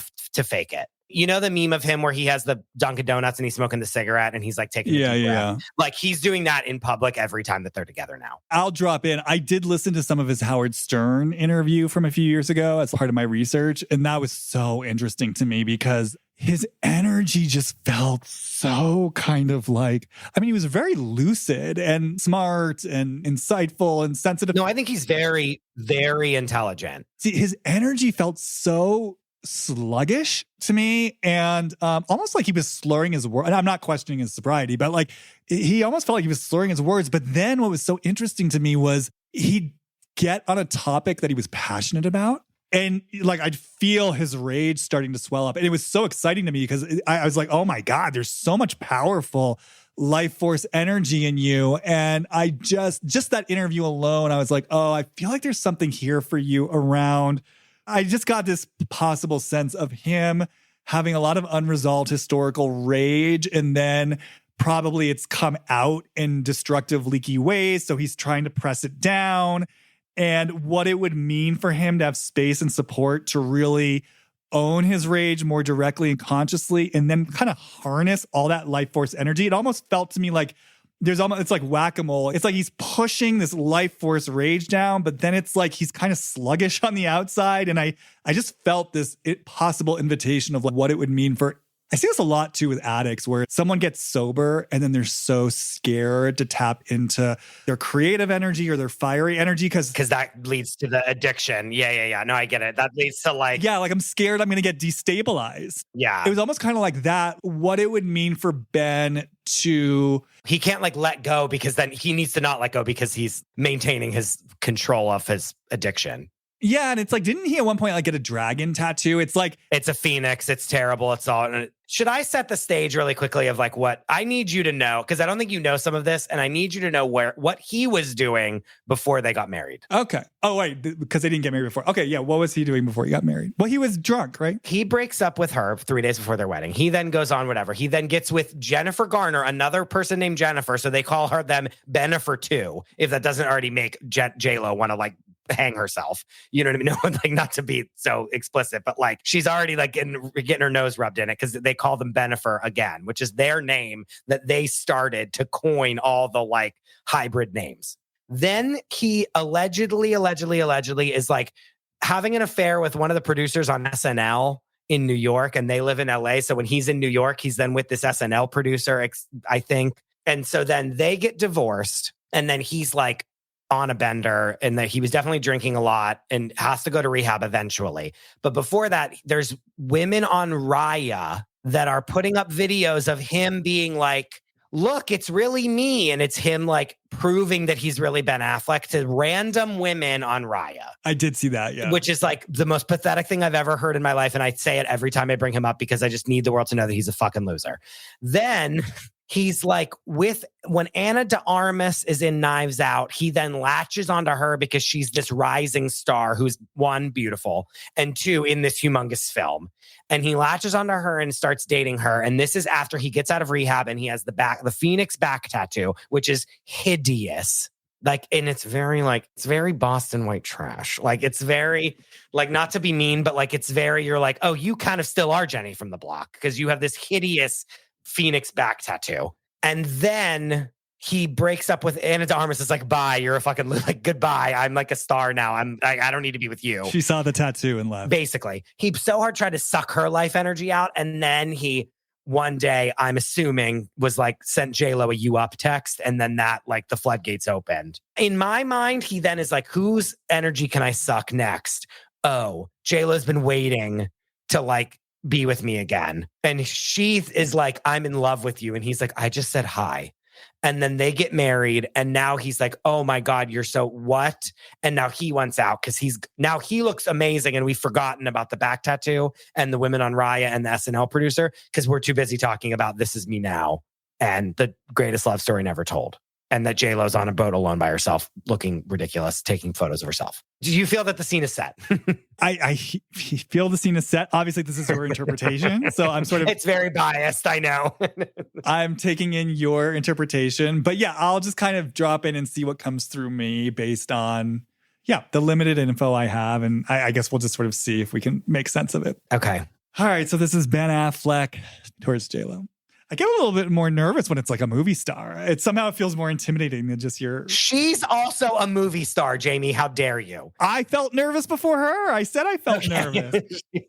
Look, the reason why I led with JLo is I'm far more interested in her than I am with him. Yeah, sure. No, I'm joking. I mean, he just makes shitty movies. Yeah. I mean, Argo was fine, but it wasn't that great. They wanted to give him an Oscar. This is why I don't watch the Oscars, because it's just such a fucking shame. I know. Okay, look, I know we got business to attend to. I just watched Coda. Did you see that fucking movie? No, I never saw it. Is it really bad? To me, it was like if you had to create a Hollywood parody of Hollywood in the type of movie that would win Best Picture, like that's what this movie was. I know, but they love that. And also, I mean, I'll stop here.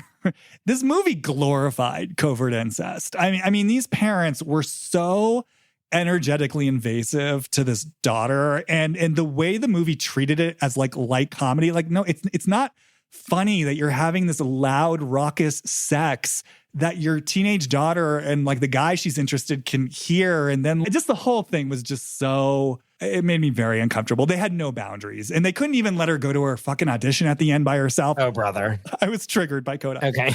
This has been I need to do like an offshoot. Just like talking about, yeah. Side project, but movie analysis.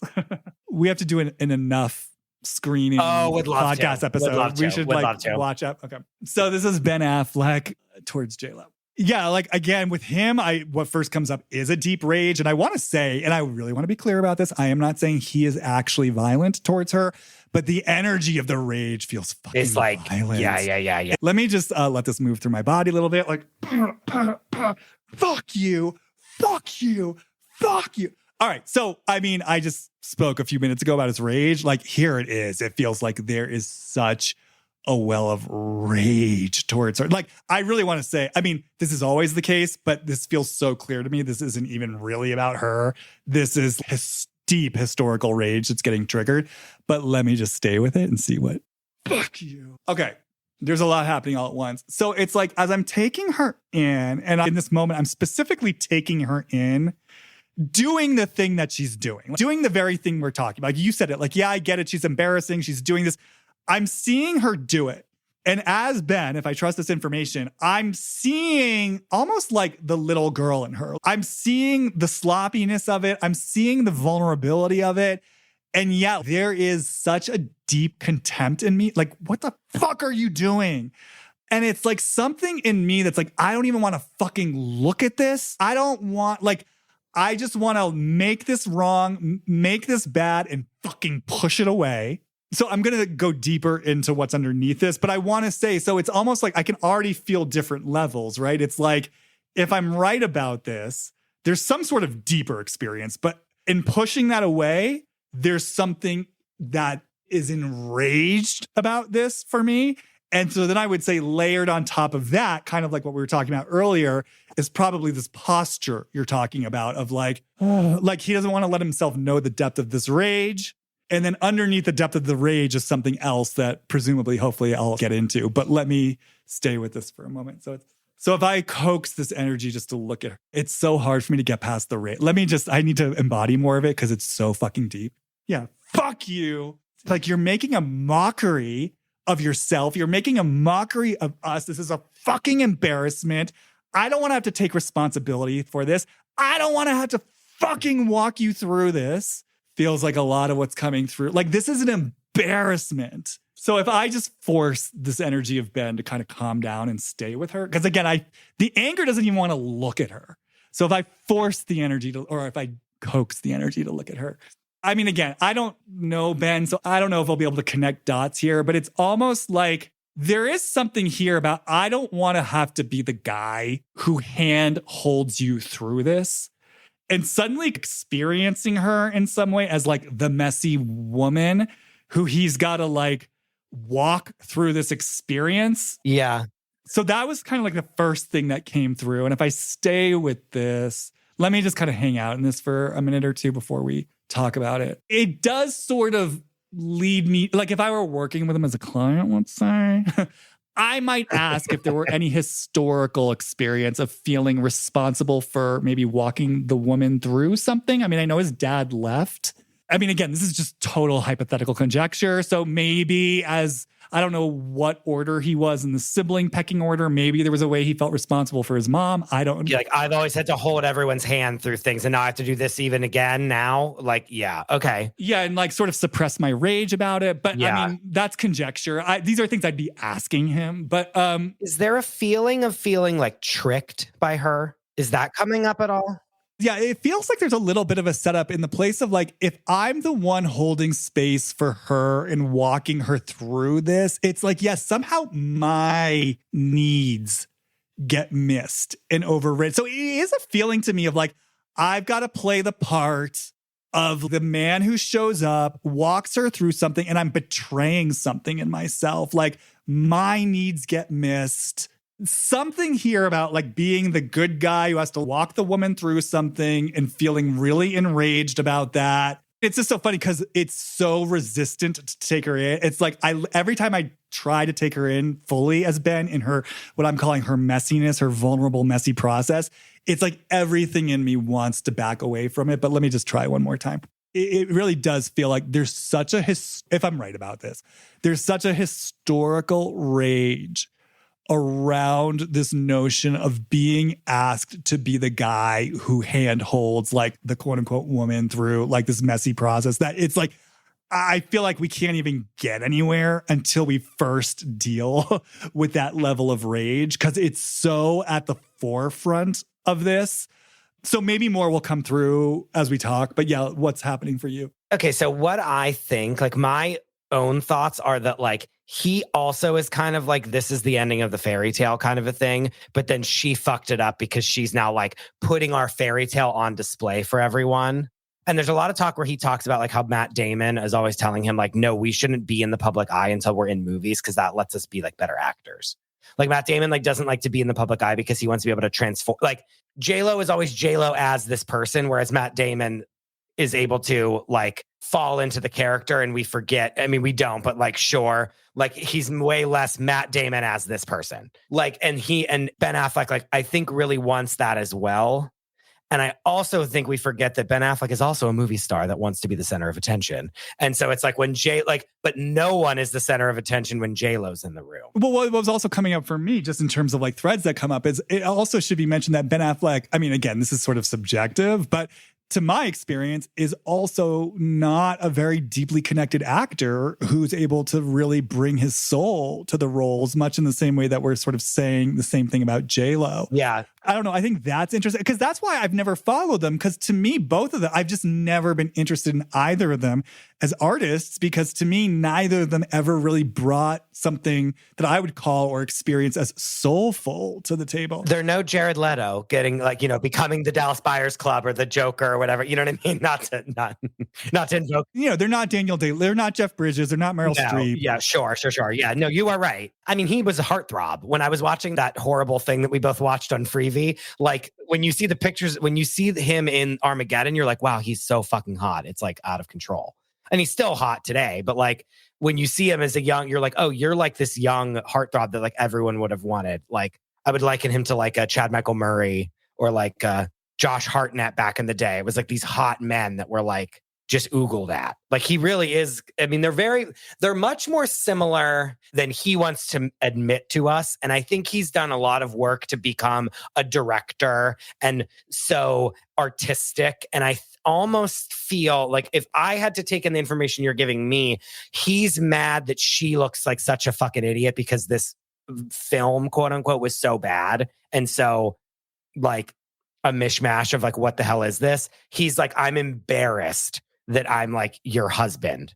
I know that's horrible to say, but like, I'm embarrassed that I've worked so hard to become this like artistic director. And your version of your artistic thing is this horrible thing that everyone has panned and made fun of. I want to say that like, I remember, I don't know why I keep bringing it. I brought it up before, but like when he finds out that we, the audience, saw that binder that he titled The Greatest Love Story Never Told, like, he was like shocked and embarrassed. Oh, that was his title? Yes, he was the one that wrote that for her. So I almost am now thinking like he wanted this to be a secret and now she made a fucking documentary about it and put it out to the world. Like, I don't think he wants us to ever know why they broke up because it was probably him because she was probably all in on it and he walked away from there engaged. Do you know what I'm saying? I'm just guessing this, but like the reason that's called The Greatest Love Story Never is because he wrote that on the front of the binder. So I almost wonder, that's why I was asking about, like, is there a trick? I almost wonder if there's like betrayal kind of energy happening because it's like, I feel that he feels betrayed by her by like putting them into the forefront again. Well, yeah. I mean, I'm just really quickly dropping into him walking in and finding out that she put the album out there. And like let other people read it. Like she was like, I told everyone to like read through it because that's like the inspiration for this. And he was like, what? Yeah, I mean, what comes up for me is like, I didn't consent to this. Yeah. That's kind of the first thing. I didn't consent to this. It feels like a violation, to be honest, which is interesting because this brings me back to what I was originally energetically feeling in relationship to having to be the guy to sort of walk the woman through something, but then my needs aren't getting met. This was part of the feeling. It was like self-betrayal. And I have to violate something in myself to like walk you through this. He also like actually truly physically walks with her all these places. And that's where we see all these videos of him truly rolling his eyes and like giving a huff and a sigh when they're together. It's like there's a part of him that wants to say, I don't fucking want to do this. Yeah. Or a part of him that wants to say like... That's abundantly clear. Yeah, he makes that clear every day. So... Okay. Yeah. But yeah, like I don't want to fucking do this. And again, like with the album, you fucking violated something in me. But it's almost like if I trust the information, it's, again, there's something in him. I mean, again, look, I don't know who he was in the past. It sounds like maybe he did at some point have volatility. I don't know, but it almost feels like present day. It's like he doesn't feel like he has permission to say these things or to speak to it so directly or with the kind of ferocity that he really wants to. And so then it gets like pushed down and then he's like betraying himself, but then that only feeds the rage even more because it's like he's betraying himself.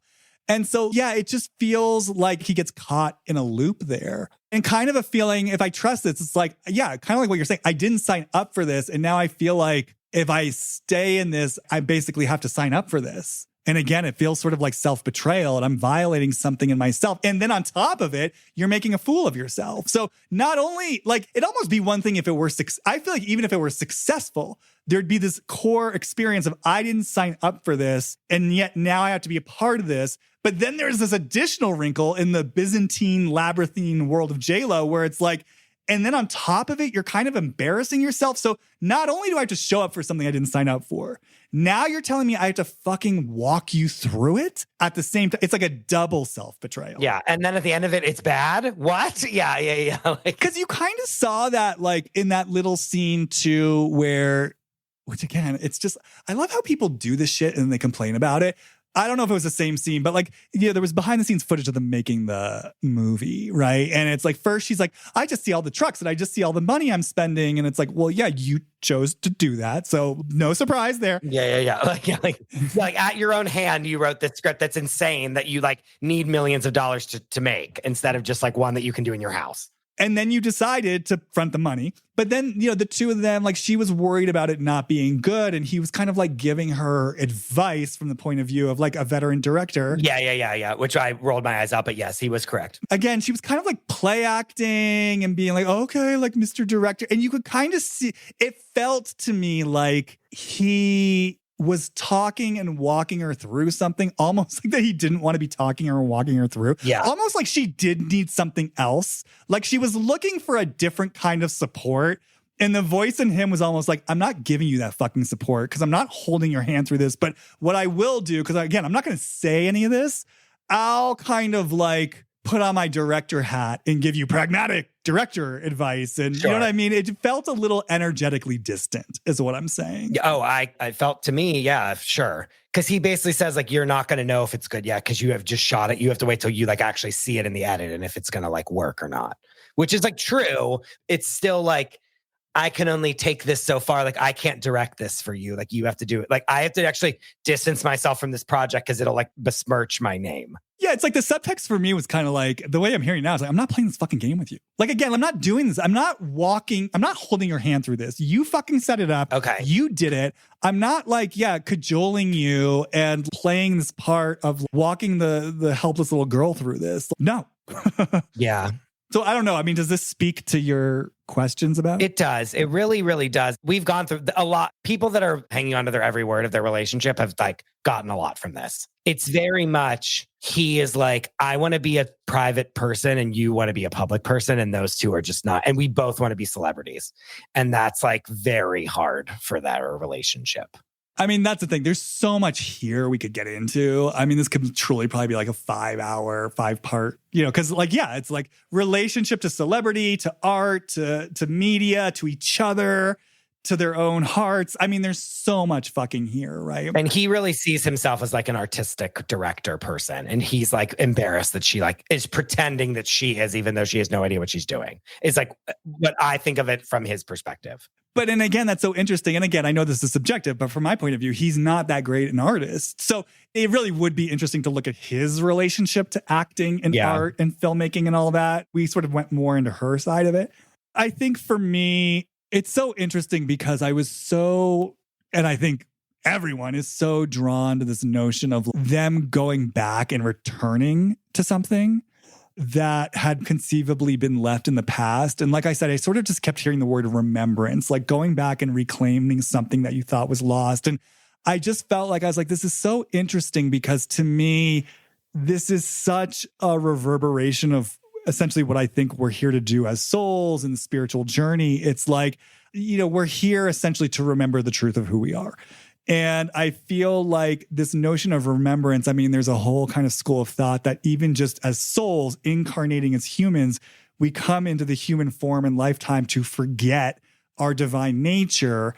And then by virtue of doing the work that we do as human beings, we reconnect with our divine nature through the limitations of humanity. And in doing so, we have an even deeper experience of our divine nature, because it's like, essentially we were removed from our natural habitat.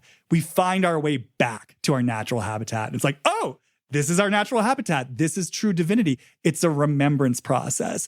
But then sort of taking that to a more human level, like the way that I hold this, the soul's journey, and the way that a lot of people do is literally, I mean, we talked about this even in terms of you. We're talking about in terms of JLo, that we come into these lifetimes as these souls that have a native essence and want to live and vibrate in a certain way.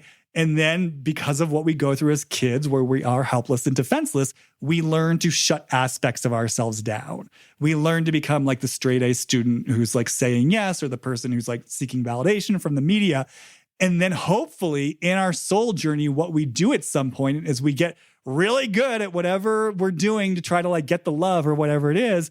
But we hit a wall where it's like, oh, wait, I got to go back and reclaim that rule-breaking rebel creative powerhouse who knows how to push back and say, no, that's the truth of who I am. I have to remember who I actually am. And so like in your case, I get to bring all the skills I developed as like the great employee and the sensitivity and the work ethic.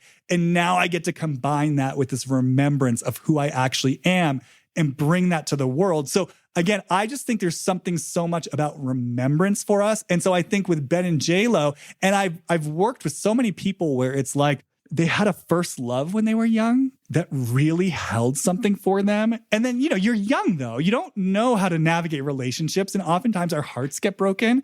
And I've worked with so many people where it's like something in that first romance still like lives for them, because I think it connected them to something so pure in their heart. And then because they got so hurt, they just shut it down.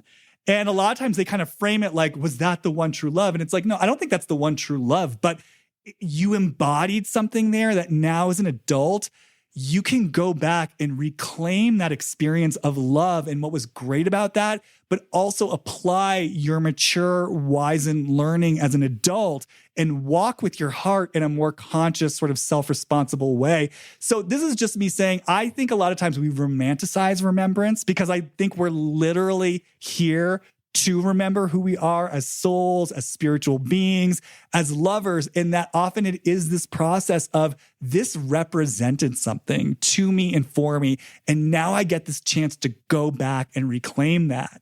I think the thing, and this is literally what I do in my intensives now, by the way, but the trick is that you can't just go back and do it the same way. You have to be the adult in the room to your inner child and navigate it to make different choices and do it differently so you can reclaim, yes, what was good and loving about it, but now walk with it differently in an integrated adult, mature way where you are no longer defenseless. You're capable of making choices on your own best behalf.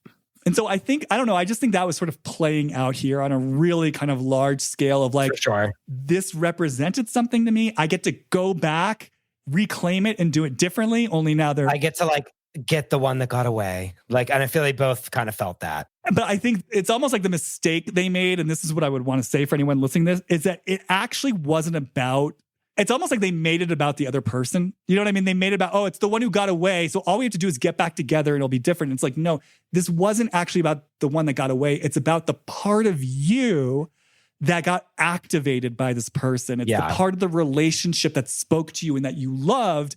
And it was sort of your mutual job to go back into this, but again, to do it differently and to access those parts of yourselves that you were igniting in each other. But again, to do it differently with the perspective of hindsight and older age and adult wisdom.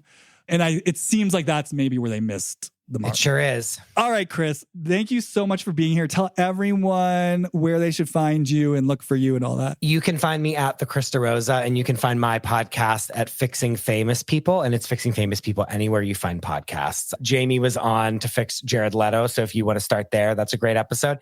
And Jess Rothschild, who is on your podcast often, she actually fixed JLo with us whenever this all started going down. Oh my God. So that's, you have two very familiar voices for the first two episodes if you want to listen there. And also I'm starting to do podcast consulting. So if you want to have if you are thinking of starting a podcast, or if you want to up your numbers, or if you want to have me just look as a producer and see what your concept is, and if it's good, you can DM me at the Chris DeRosa, and I can work with you there. Thank you so much, Jamie. All right. Well, thank you. And as always, you can follow me at Jamie Stein on Instagram, JAMIESTEIN. And yes, if these themes of remembrance speak to you and you're curious about how to undertake your own remembrance and reclaiming the truth of who you are, and how to do that in a way where you can integrate your gifts and step into the truth of who you're meant to be in this lifetime, then I will include a link in my show notes to the little application to fill out to let me know that you're interested. You can just go to the show notes, click that, and send that over to me. And as always, I love hearing from you guys. So feel free to email, DM, or what have you. And I will see you on the flip side. Bye.